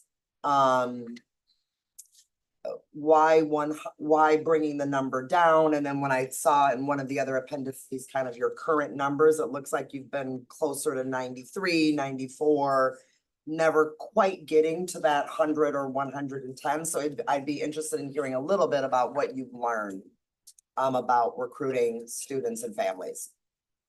So recruiting, so I'll start with recruiting. We have the amount of families who apply going this year, I believe it was about 140 for 30 seats or so coming in. So the recruiting is people are applying. And that was before. So they are interested and they want to be at Badger Rock across the district as well as out of district. I think at our last grouping, there was close to 6 or 9 out of districts also applying to Badger Rock, and a few were invited to the lottery. So that's just more recruitment. So right now I have had families right now since basically our first community dinner coming because they want to be at Badger Rock and asking questions and things. So recruitment is definitely not a concern or challenge that I've seen. It's been a lot of momentum, to be honest with you. When it comes to, and I think any one of us here can answer this question, but I'll start and then I'll be looking to Liz. So when it comes to the enrollment, so there's a few things. I know that we have a presentation after this about class sizes. So it's gonna be really perfect timing because right now our class size would be between 23 and 25 because we have 4 core teachers. So when I say core teachers, social studies, ELA, math, science. So we have 4 pods essentially. So our students are with that pod throughout those 4 cores. So there's 4. So then if we were to increase even more, we'd be at 25 to 30 if we can continue to increase. So that's been big. Looking at the research for project-based learning and talking to the experts in the field from PBL Works and asking them what are the class sizes that are optimal. Tell you what, it's way below what we have right now. Because when it comes to projects, the research of how you support that process is that smaller class sizes supports that. Now we have class sizes that are, and I think we just looked at the average from your next document. The district average is 18 to 23, ours So is 23 to 25. Fresh off the press that's coming to your next meeting right now. So that is a piece to point out too. So I don't know if that answered your question, but So, okay, so let me go back to, I called it recruitment, that might have been the wrong word, but more on the enrollment. Okay, gotcha. Just as, let me just, Yeah. so thank you for getting the right terminology in the space, because what I guess I was wondering is if you have 140 families who are expressing interest or applying during the lottery, how many seats are you able to take in? And do you see yourself getting to the 100 or is it more complicated than I can see on a chart? Do you know what I mean? Yeah. Okay. I definitely. So yes to complicated. Okay. And when I say complicated, we're talking, we've been working with Sarah Hackett from Wisconsin Center of Charter Schools around lottery, around enrollment. And when I say complicated, we mean we want to make sure we're fulfilling these state statutes around lottery and enrollment pieces too. And when it comes to, as Miss Nikki mentioned, when we have the high densities of learners too, so we talk about an extra layer of complicated. Yeah, I guess I'll leave it at that and not continue. Well, I think it's also that we're full inclusion and we have a very a higher rate than actually what's recommended by the district of special education students. So we're at 36%. It says 35 in here. But I think the district's recommendation is no more than 35, over 35, we've got an issue. And I think it's important to note who, you know, there's a capacity issue there too, of making sure we meet the needs of the actual scholars that we're addressing. And, you know, there's the project-based learning and a recommendation of class sizes. And a lot of that is because it's time intensive. There's a lot of one-on-one instruction. There was a discussion earlier about math and the suggestion was brought of, you know, kids really learn when you're learning. Our first culinary lab, which isn't quite done yet, but our first culinary lab and assignment included the kids' scavenger hunt out to the garden and then measuring. They do math and measurements of how to create salsa verde and the chips. And we just had the soup. I wish check out Facebook. We have tons of pictures. The kids had to measure soups. What would you do if you made it bigger or not? But regardless, it's the idea that it's very intensive and hands-on. And if you look at the teacher-student ratio, we're actually higher also than the average district. The district average, if I recall, was it, ours is 18, no, 13 to 1. Ours is a higher district ratio of teachers to students. Okay, so is that your way of saying you wouldn't want the enrollment numbers to actually be higher because you're already showing that like With the 94 composition, students? yeah, with the current composition, it would put a challenge on us to increase. If that dynamic shifted, and there were different factors that we're talking about, absolutely we would go to 100. So even though the estimates in the appendix still show 100? Yeah, and that's Is it but that's the budget. like a round number to make? Yeah, it that's easier? through the budget process, and that was Okay. was that as we're creating it was the number that we. Okay. It is important to note that on a previous contract, it was 100 as well. Okay, thank you for With that. the district, and that's included in here as well. Okay, I'll check that out. My second question is around your project-based learning, which is great. What connections are you helping Badger Rock students make to actual industry, career exposure to the whole focus of Badger Rock? So yes, they have project-based learning, and I guess I'm also wondering, like, how do they actually learn more about sustainability, careers in the environment, things that connect to the project-based learning and the focus of the school? I think one of the photos that was showed was about MG&E. Now they're there for a week, and they're doing work within our gardening class around what sustainability looks like, what the goals of MG&E are, but then they're actually doing hands-on work there, meeting some of the staff from MG&E, understanding some of the different professions within MG&E. So that's one way. You know, with Rooted has somewhere in here, I don't know how many presenters that come in, and we call it a basic culture immersion through food. So the guest chefs are coming in and they're cooking, but not only that, they're sharing story, they're sharing who they are. Some are state representatives, some own businesses. So that exploration throughout is.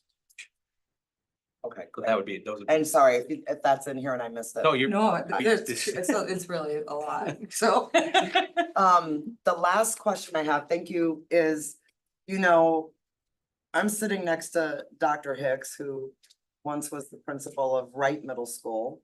And Wright at one point, and you'll know this, Joey, was charter. And at some point, we changed that. I don't remember all the reasons. It got 2017. changed from a charter to a magnet.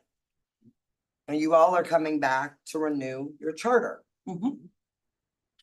What distinguishes your school as a charter school? So glad you asked that question. Kind of smirking over here too. You can say You it? can start. I will start. Having a charter status gives us the flexibility to be who we are today, quite frankly. If we didn't have that flexibility, we wouldn't be able to really meet the needs of the students, to see what changes. And I'm gonna get this wrong, so I need you to tell me about it. The plan, reflect, the Adjust. the adjust, the cycle process, yep. is a constant at the school. And I think that that's, sorry, I just lost my train of thought.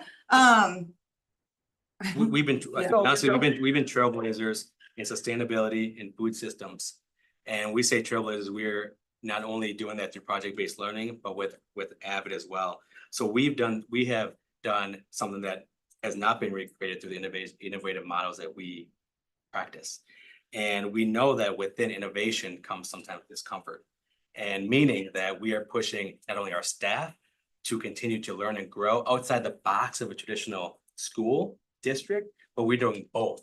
We are doing learning about the traditional as well as partnering with PBL Works, continuing our relationships with Avid, PBL Works being a leader. So we wouldn't be able to do what we do without being a charter. So. Okay, so can I hear you and. Yep, go ahead. Can I just, so when I go through the binder, because you're an instrumentality charter, a lot of the documentation looks like a traditional school at MMSD. It doesn't have the charter affiliation. Do you see what I'm saying? So I appreciate everything that you've documented because you're showing that you are lockstep in instrumentality of the district. I think what I'm listening for is what are you actually able to do differently than what MMSD expects you to do as a middle school, one of 12? So I makes you, you know what I mean? Yeah. Uniquely positioned to really provide a very different experience for students and the families that want them. So what I would say is starting with page 54 would probably be a good starting point. Okay, okay. 54 is gonna be going into bedrock green space gardening and metrics. 54 through 56 are gonna be pieces that, again, the data that is different and is outside of the metrics that we use in MMSD. So these pieces are really important to look at, and that goes through the CEOs of tomorrow businesses. It goes through the hens and nurturing and creating a flock of 8 and producing, and there are 1,000+ eggs, the 4,000 pounds of produce, the 30+ fruit trees I mentioned. I'm just kind of going through this. We mentioned 200+. Let's see. Oh, the youth employees. I mean, all of these pieces are pieces that are innovative and different. And this is that if there's a school that that does this, I mean, this is what makes us unique and special. So as a point of data. Too. Yes, I appreciate it. And I hope that you don't hear my question as being like critical. No, it's great. It's a great question. I also want, and I'm saying this more probably for myself, because I feel like we've had some previous charters, instrumentality, that are now magnets. That's not what you all are asking for. I know that. And to me, I feel like I want to be clear that when we are renewing instrumentality charters, that I can see like how the charter actually is helping you to do something that's innovative or meet the needs of students. The fact that the charter school structure includes a governance council, which many of our other schools wouldn't have. Like there has to be an advantage to that, right? And so I'll read all of your materials, but I just wanted to hear you all articulate it. Yeah, well, you want to start with the. Well, I would just go real quick and I'll just point to a few things in here too. The curriculum section of of the charter because it talks about the land, water, and food, how that is a created curriculum as well. So that is the piece I just wanted to. Okay. Thank you. Yeah, of course. I know what I was thinking. Board Member Mosnethoff. Thanks. Can you talk briefly about your professional development model? Yeah. So we have been fortunate enough to have some of our partners help support and fund our partnerships with Project-Based PBL Works, which is a national goal standard. Even this last summer, we had our SST team, including Ms. Adams, go through the PBL training for social emotional learning in PBL. We've had our instructional coach go through the kind of like train the trainer to learn how to coach within a PBL model. I myself have gone through PBL 101 as well as the leadership model of PBL. So we really prioritize onboarding new staff, but not only just new staff, but to push our current staff to the next level of learning, because there is not a PBL school that has, well, not a middle school, that then has these continuous partnerships with PBL Works that's continuing to grow. So we're hoping to partner with Envisions as well. Envisions is another one. got it. Okay, thanks. Yeah, so that it's a lot. It is a lot of summer work. That is great. That's it for me. All right. Any further questions from board members? Board Member Simkin. So I really appreciate project-based learning. It's something I gravitate to in early childhood settings. I love the idea of bringing it to a middle school setting. My question is, you have so many intensive partnerships that are making your system that provide extra strength to what you're doing. Do you see the potential for expanding, not just what we're talking about, 10 students here or there, but replicating this model on a larger scale?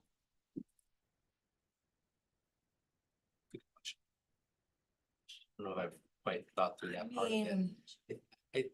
I don't think we don't envision it, Yeah, I think. but we're already, tight in our space, so to double it would be a little tough. Yeah, I mean, it's a, it's a dream sort Yeah. of a scenario rather than a in your specific space Yeah. scenario.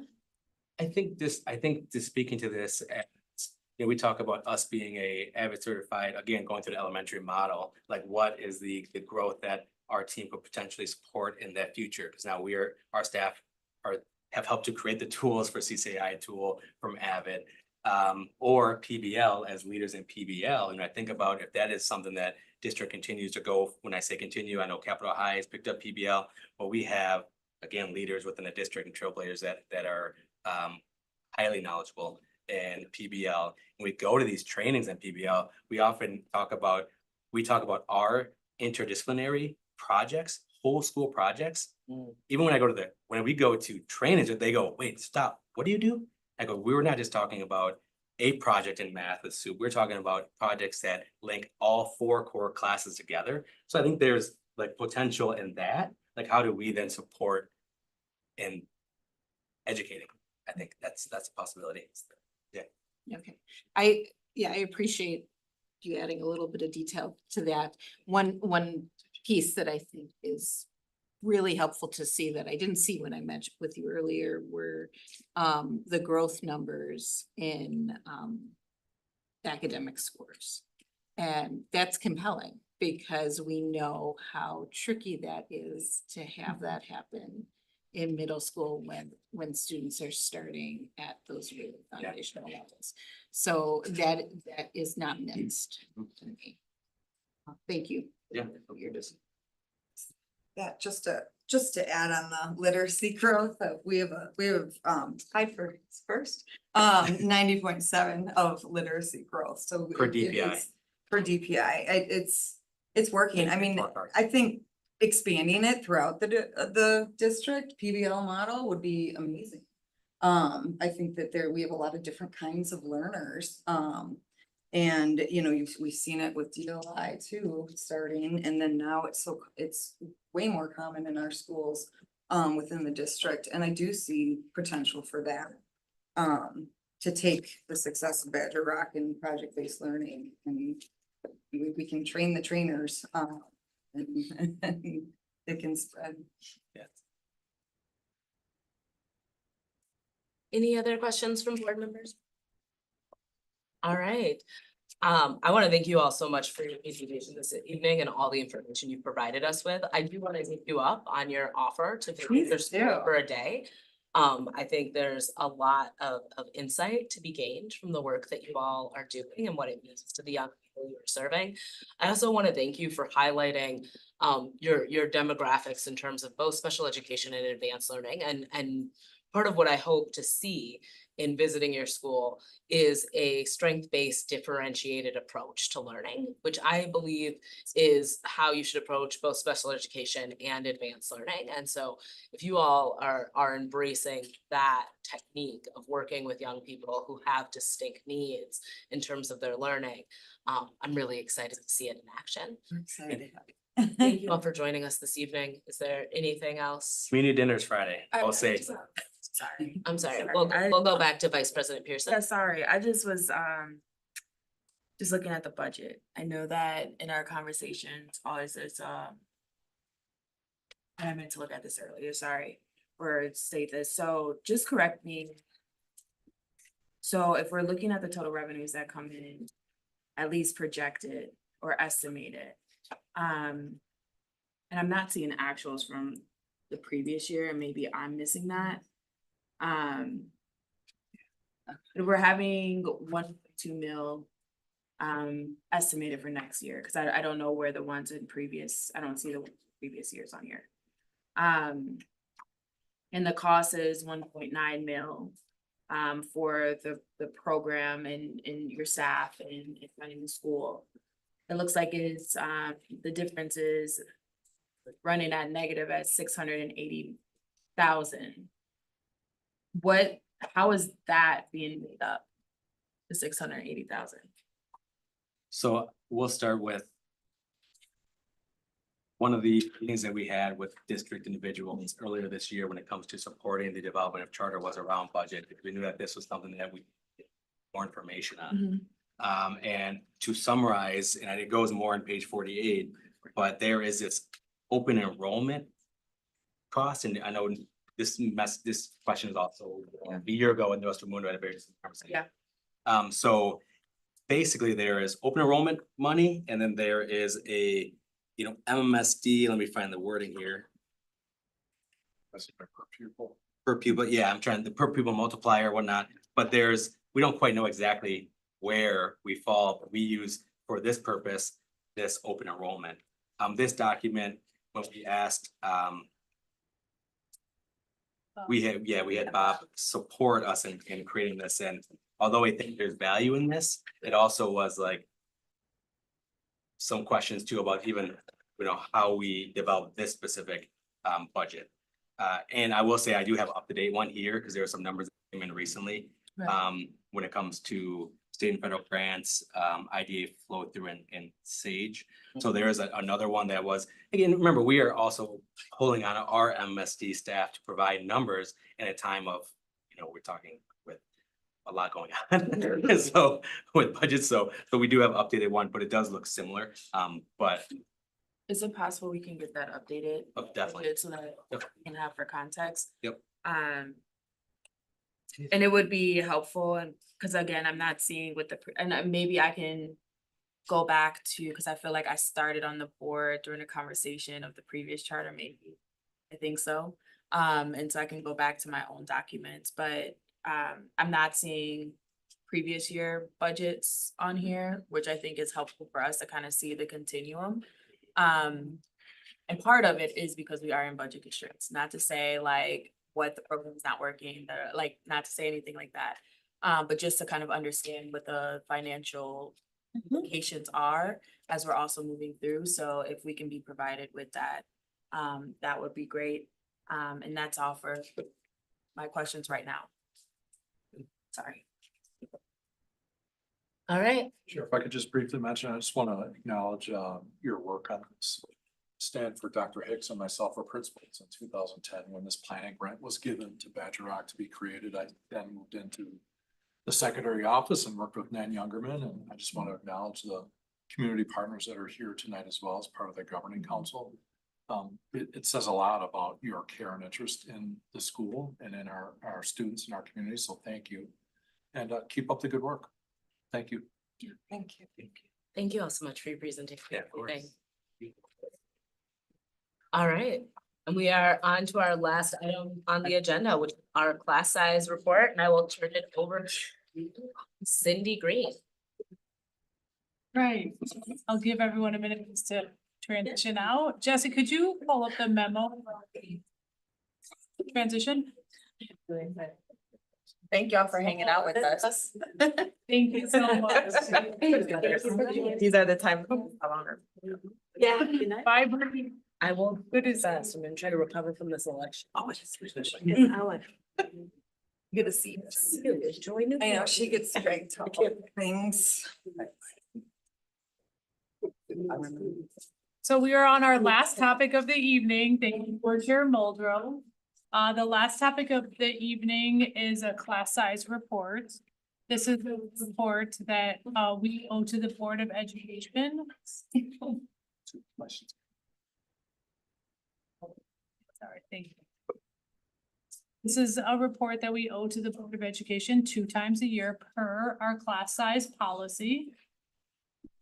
In front of you, you have 2 documents. You have an overall memo that just outlines some key takeaways. Board Chair Mulder, do you want me to wait? I was actually just wondering if we have quorum. We don't. And I'm like, is board member Castro online? Nope. Oh, he is? Yeah, then we have Yeah, I'm here. quorum. Let's keep going. Okay, thank you. So again, we owe a report to the board 2 times a year per our class size policy. The memo that you have in front of you, if you have a hard copy, outlines just some key takeaways for our class size report that we have provided to you today. The class size report was generated approximately on October 23rd. In addition to that, in the memo, we provide some background to you. We provide a little bit of information about the work we did last year. And then we also provided some research review. Our research assessment and improvement team had done a lit review last year to also talk about the impact of class size, when it has the greatest impact, where and for whom. So that is also linked into the report.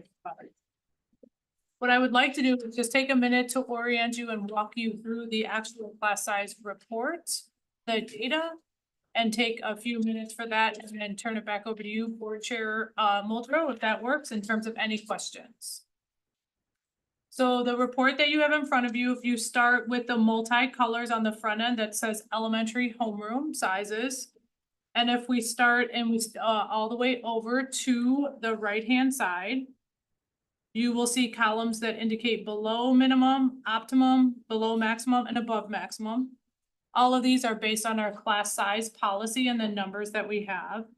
A reminder at elementary, because of the schools that are identified as AGR and non-AGR. Remember, AGR are in K-3 classrooms where we have a greater need and have been identified through identification process that takes 5 years a hold on that number of schools. Class size at AGR schools is smaller because it's part of a strategy to focus on places where we have higher students that are eligible for free and reduced lunch. So in the total right-hand side, you will see the number of sections that fall into each one of these categories on our class size policy, as well as what that percentage is across the board. This is for all grade levels 4K through 5th. You will then in the middle see what the average classroom size is. A reminder, the homeroom teacher and the homeroom sections at elementary are also the core classroom teachers that teach all subject areas. So we're talking about the 1st grade teacher, the 2nd grade teacher, etc. And then if you go over to the left, you will actually see how many sections at each one of these grade levels are identified based on the number of students. So for example, if you look all the way over to the left for 4K, you see a 1. And if you go all the way down, you will see that there is one section that has approximately 10 students in it. And if you then go over to follow through to the right, you will see the number of sections and the approximate number of students in each one of those sections, showing the full range of our class sizes across our elementary schools. Let me just pause there to see if there's any questions before I orient you to the backside. I do have a question, but Okay, I'll orient you to the backside and then we can come back and have questions in general. If you flip to the backside, the orientation is a little different because our classes and our courses are set up differently in middle school and high school. If we go to the right-hand side, you will see the average class size for each course or content area. So again, at middle school and high school, students are organized by courses. Sometimes they have a cohort that they follow, sometimes they don't, but you'll see the average class size for each content area. And then if you go over to the left-hand side, you will see the content area lifted all the way on the left-hand side. And then aligned to our class size policy. Below minimum is 10 to 14, so you'll see the number of sections that are below the minimum for the class size policy. All the way to where we may have above maximum depending on the content area, all the way over to the right where it says 40 plus. You will then see as you scroll down the number of sections for each content area across the schools in that range based on the number of students. And that is usually assuming that you're talking about a ratio of 1 teacher to that number of students. This does not include our cross-categorical teachers. This does not include our ESL staff that may push in. This does not include our BOTs that may push in. This does not include our special education assistants, our education assistants, or any others that may push into the classroom. This is talking about just the core content teacher to the students. There are many other individuals that also support classrooms. Board Chair, you want me to turn it back over to you for questions? absolutely, thank you for all of that information. Questions from board members, and Sabian, I'm sorry, I can see you right now. Megan? I just have like a really nitpicky question. So for the high school class sizes, it says October 23rd. Is that like after the 6-week deadline to like change classes and like rearrange your schedule, or is that? It's after, yep. And that's when we ran, so it's a great question to when we ran these numbers, but that is after the 6-week window. It's also after our 3rd Friday count. And it just happens to be the day that we pulled the data to generate our analysis. Thank you for that question. Thank you. Any other questions about class size? Board Vice President Pearson? Yeah, I just had a question about, are we going to get kind of a more inward snapshot of what it looks like based on schools? And like where schools are at and individually. That way, like to see like kind of like the holistic view is great. But I think sometimes seeing more of like where the schools are at individually in terms of class size, especially when we have, did we get an update? It's been a while. We've never done a school by school in terms of for this particular class size report. I think that if that is a question and a desire of the board, we can take that question back to our research assessment and improvement team. But usually through the class size report, we do Just it more high level, generally yeah. across all schools versus individual school by school. The reason why I asked that is because in the past, we have had certain schools individually come to advocate for a class size or an extra section or whatnot. And so I just asked that just in general, just because like sometimes we have certain schools and certain feeder patterns and certain areas that will come and advocate for certain class sizes. So it would just be interesting to see what it looks like on a little more of a micro level. I think too that though, one thing that's important that I want to just remind the board is we have a monitoring of enrollment and allocation process that we do all year long. I've shared it with the board before. We have a pot or a pool allocated that we also use, and based on both what we're seeing in terms of enrollment shifts or adds, if we have new students coming in as well. We use our process and our report that we generate on a daily basis to look at where we potentially need to add sections and or make some shifts, based on the time of use.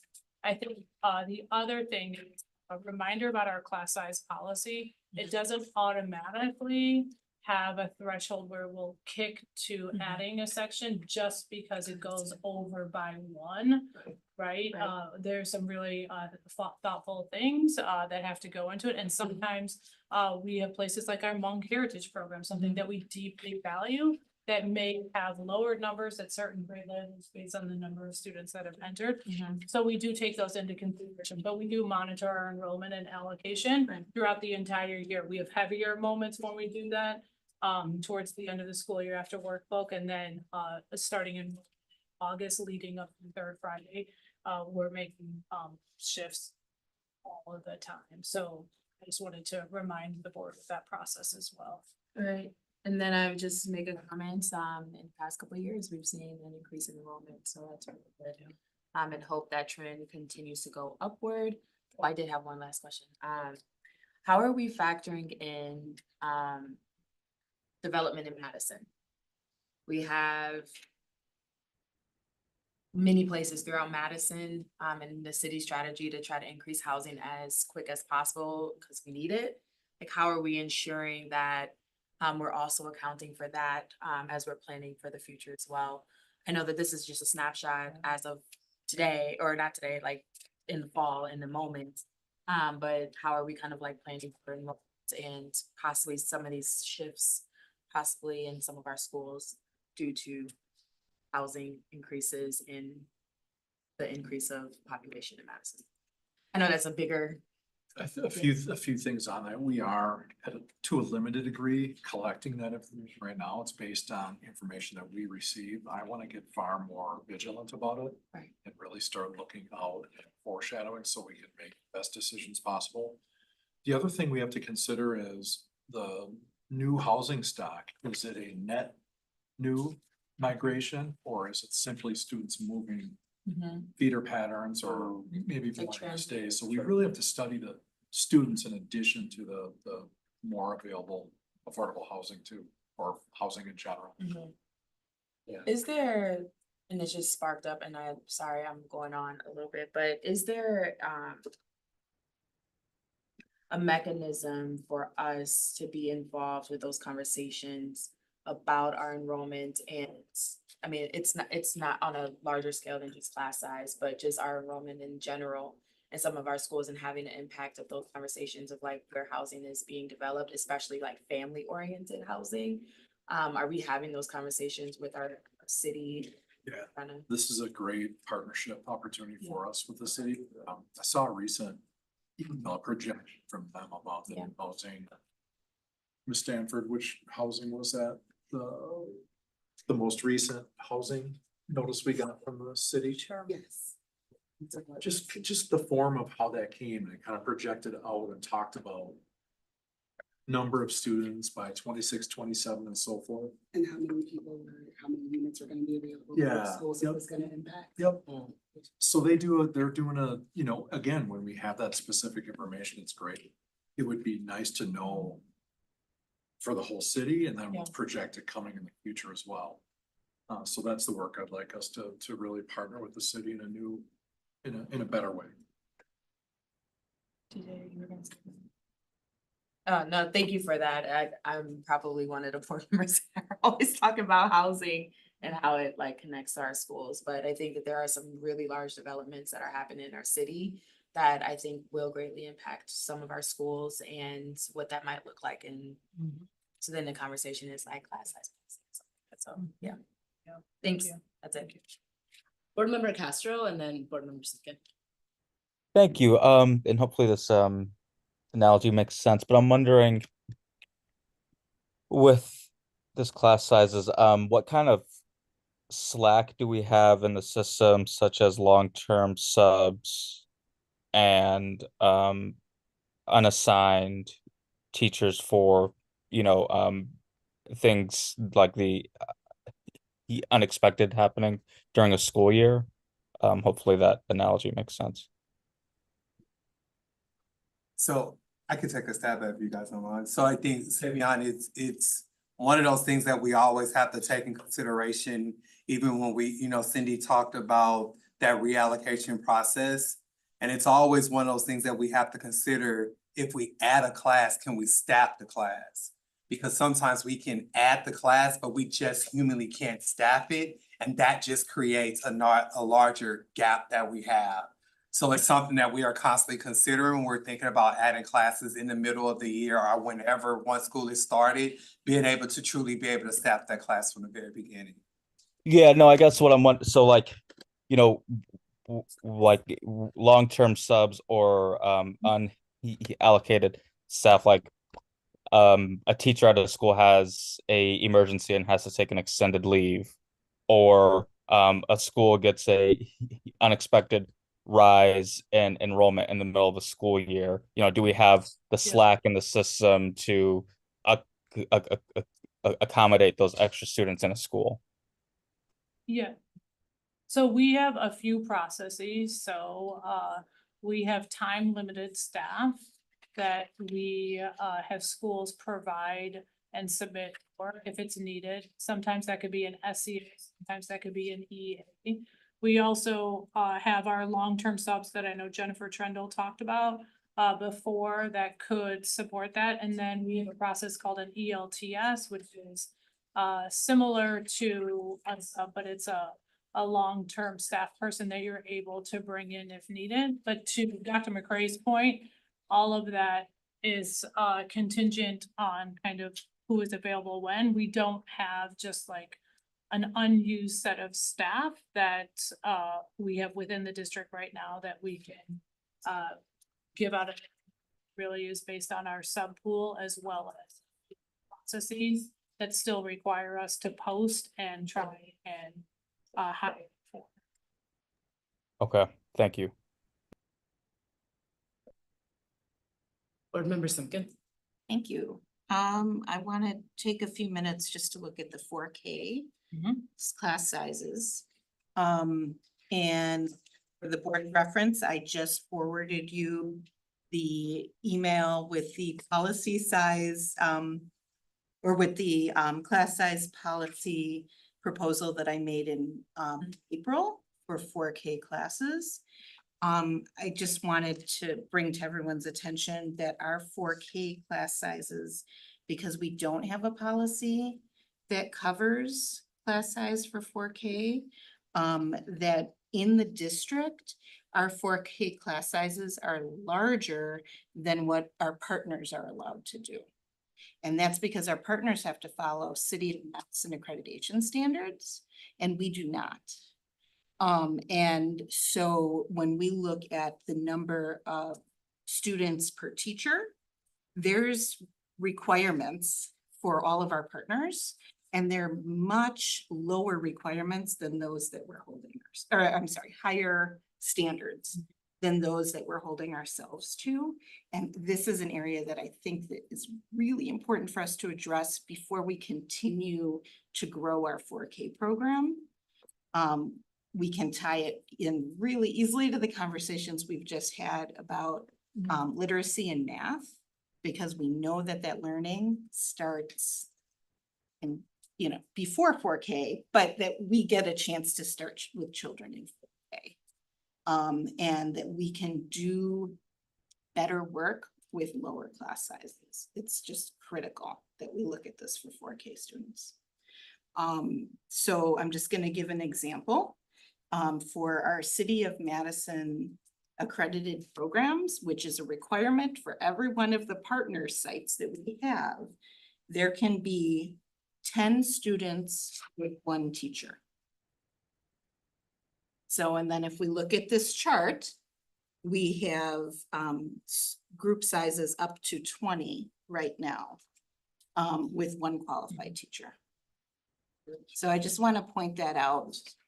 And I hope that this is a conversation that we can bring back to us to talk about how we make sure that 4K is really focused on as far as meeting the unique needs of children at that stage of development. Yeah, thank you for that. I wanna just add a couple of things. We try to keep our class size at 18, which I know is different than what's mentioned for the city. We do have a couple places where we are at 20 or above, mostly on the north side and the east side where we are seeing a greater need. Then we have sections for, so we can add some overflow sites, which is an exciting problem to have. We just added another section at Gompers. But also a reminder of the investment we made this year where we not only have an EA in every classroom, but we have added an SEA in every classroom. So while not a certified teacher, to your point, board member Simpkin, we have added another full-time staff person. So most 4K classrooms see 3 adults in those. Right, so thank you for that clarification.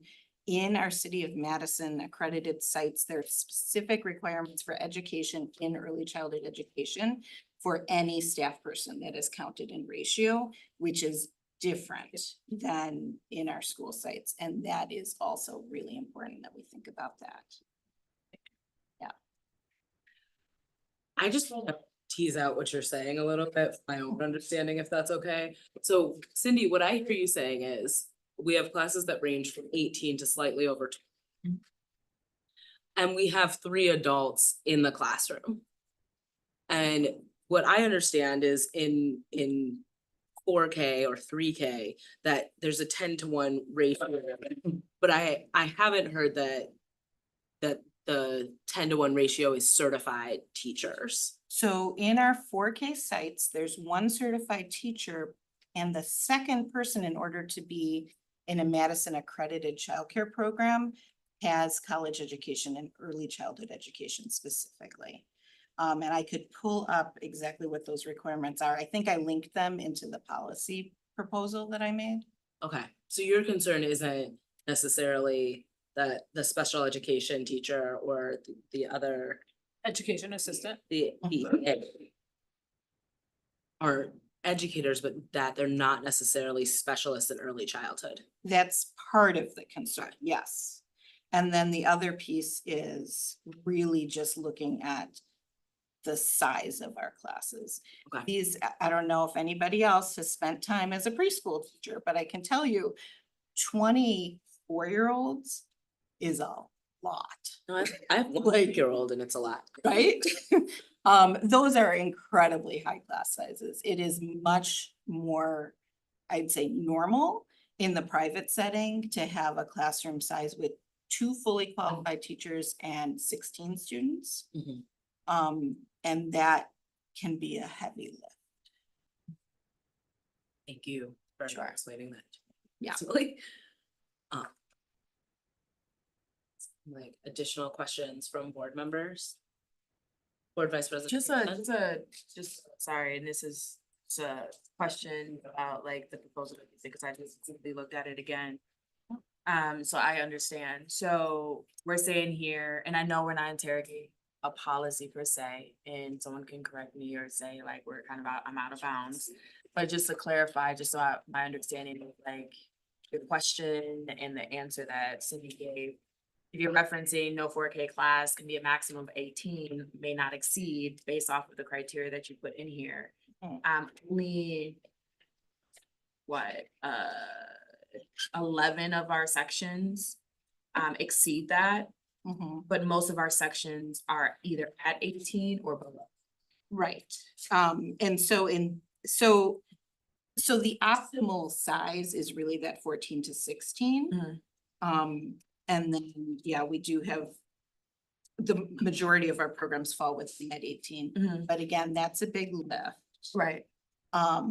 And the other thing that's happening in the school district, my understanding, is that we have a pretty large number of English language learners that are coming in. And students that are free and reduced lunch that are coming in, students that haven't had access to quality early childhood settings before entry. And when you put all those things together, you're also looking at a population of students that are gonna benefit so much more from smaller class sizes. And so that's, you know, that's another piece to consider. If we want our 4K program to be something that we are growing so that everyone has access to it, I think it's really important that at a minimum that we're requiring from our 4K sites the same thing that we're requiring from our community partners who we are funding to do 4K. That's fair. Just a quick question, Michelle, for the city collaborative, city MMSD collaborative thing, collaborative, our new name. Have you all solidified your list of topics? Well, I would just recommend hearing from the city about what their accreditation for 4K looks like, their childhood accreditation. That would be an interesting topic to understand, like more in depth about what that may look like. It's just a recommendation. If that's possible, just because I would be curious as to hearing like what is the city's mechanism of accreditation, and then how does that link to like the work that we're doing? Like, although our partners are required under a different system, I would just be interested to see like, is that the best system? Like, you know what I mean? Like in where those kind of things fit in, especially if we're thinking about expanding, but also if we're trying to put into pieces. So Yeah, well, thank you. Two things that I would mention is a reminder that we also have like requirements from the state, from API that we follow and processes that way. And the second thing I would say is if this is a topic that the board is interested in discussing further, we do have the policy committee, and I would suggest that maybe that's where that's part of the this reason why I'm conversation, asking. yeah. If I might interject too, I mean, the last few, this conversation has led me to make a connection to the enrollment work that we need to do as well, because there are extremely important enrollment ramifications on changing how we allocate resources for 4K. Because think of this, and I'm not saying 20 is ideal by any means, but if all of a sudden we say we're no longer going to do 20 and we're going to do 10, there are going to be space limitations. Yeah. There's going to be a higher cost, like funding 50%. So we may very well end up reducing the amount of overall enrollment to meet that criteria. I'm not saying it's right or wrong, but it's something that we need to keep in mind as we think about a long-range enrollment strategy for MSD too.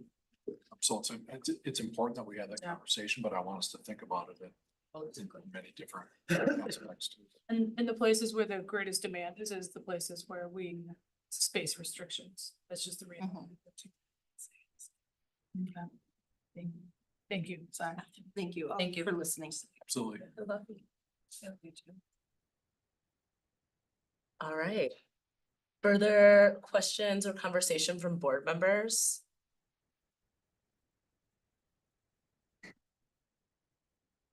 All right, thank you all so much for providing us with this information. In less than 12 hours, polling places are gonna be opened. I wanna remind folks to get out and vote tomorrow morning, 7 a.m. Thank you all so much. I'll entertain a motion to adjourn. I'll move. All those in favor, aye. Aye. Thanks so much, Castro. Have a nice night, y'all. Thank you. May you all have a safe journey home. Thank you. Thank you. You know, the short line, the more if you. Southside, Castro. Right. Goodness. Stay in line though.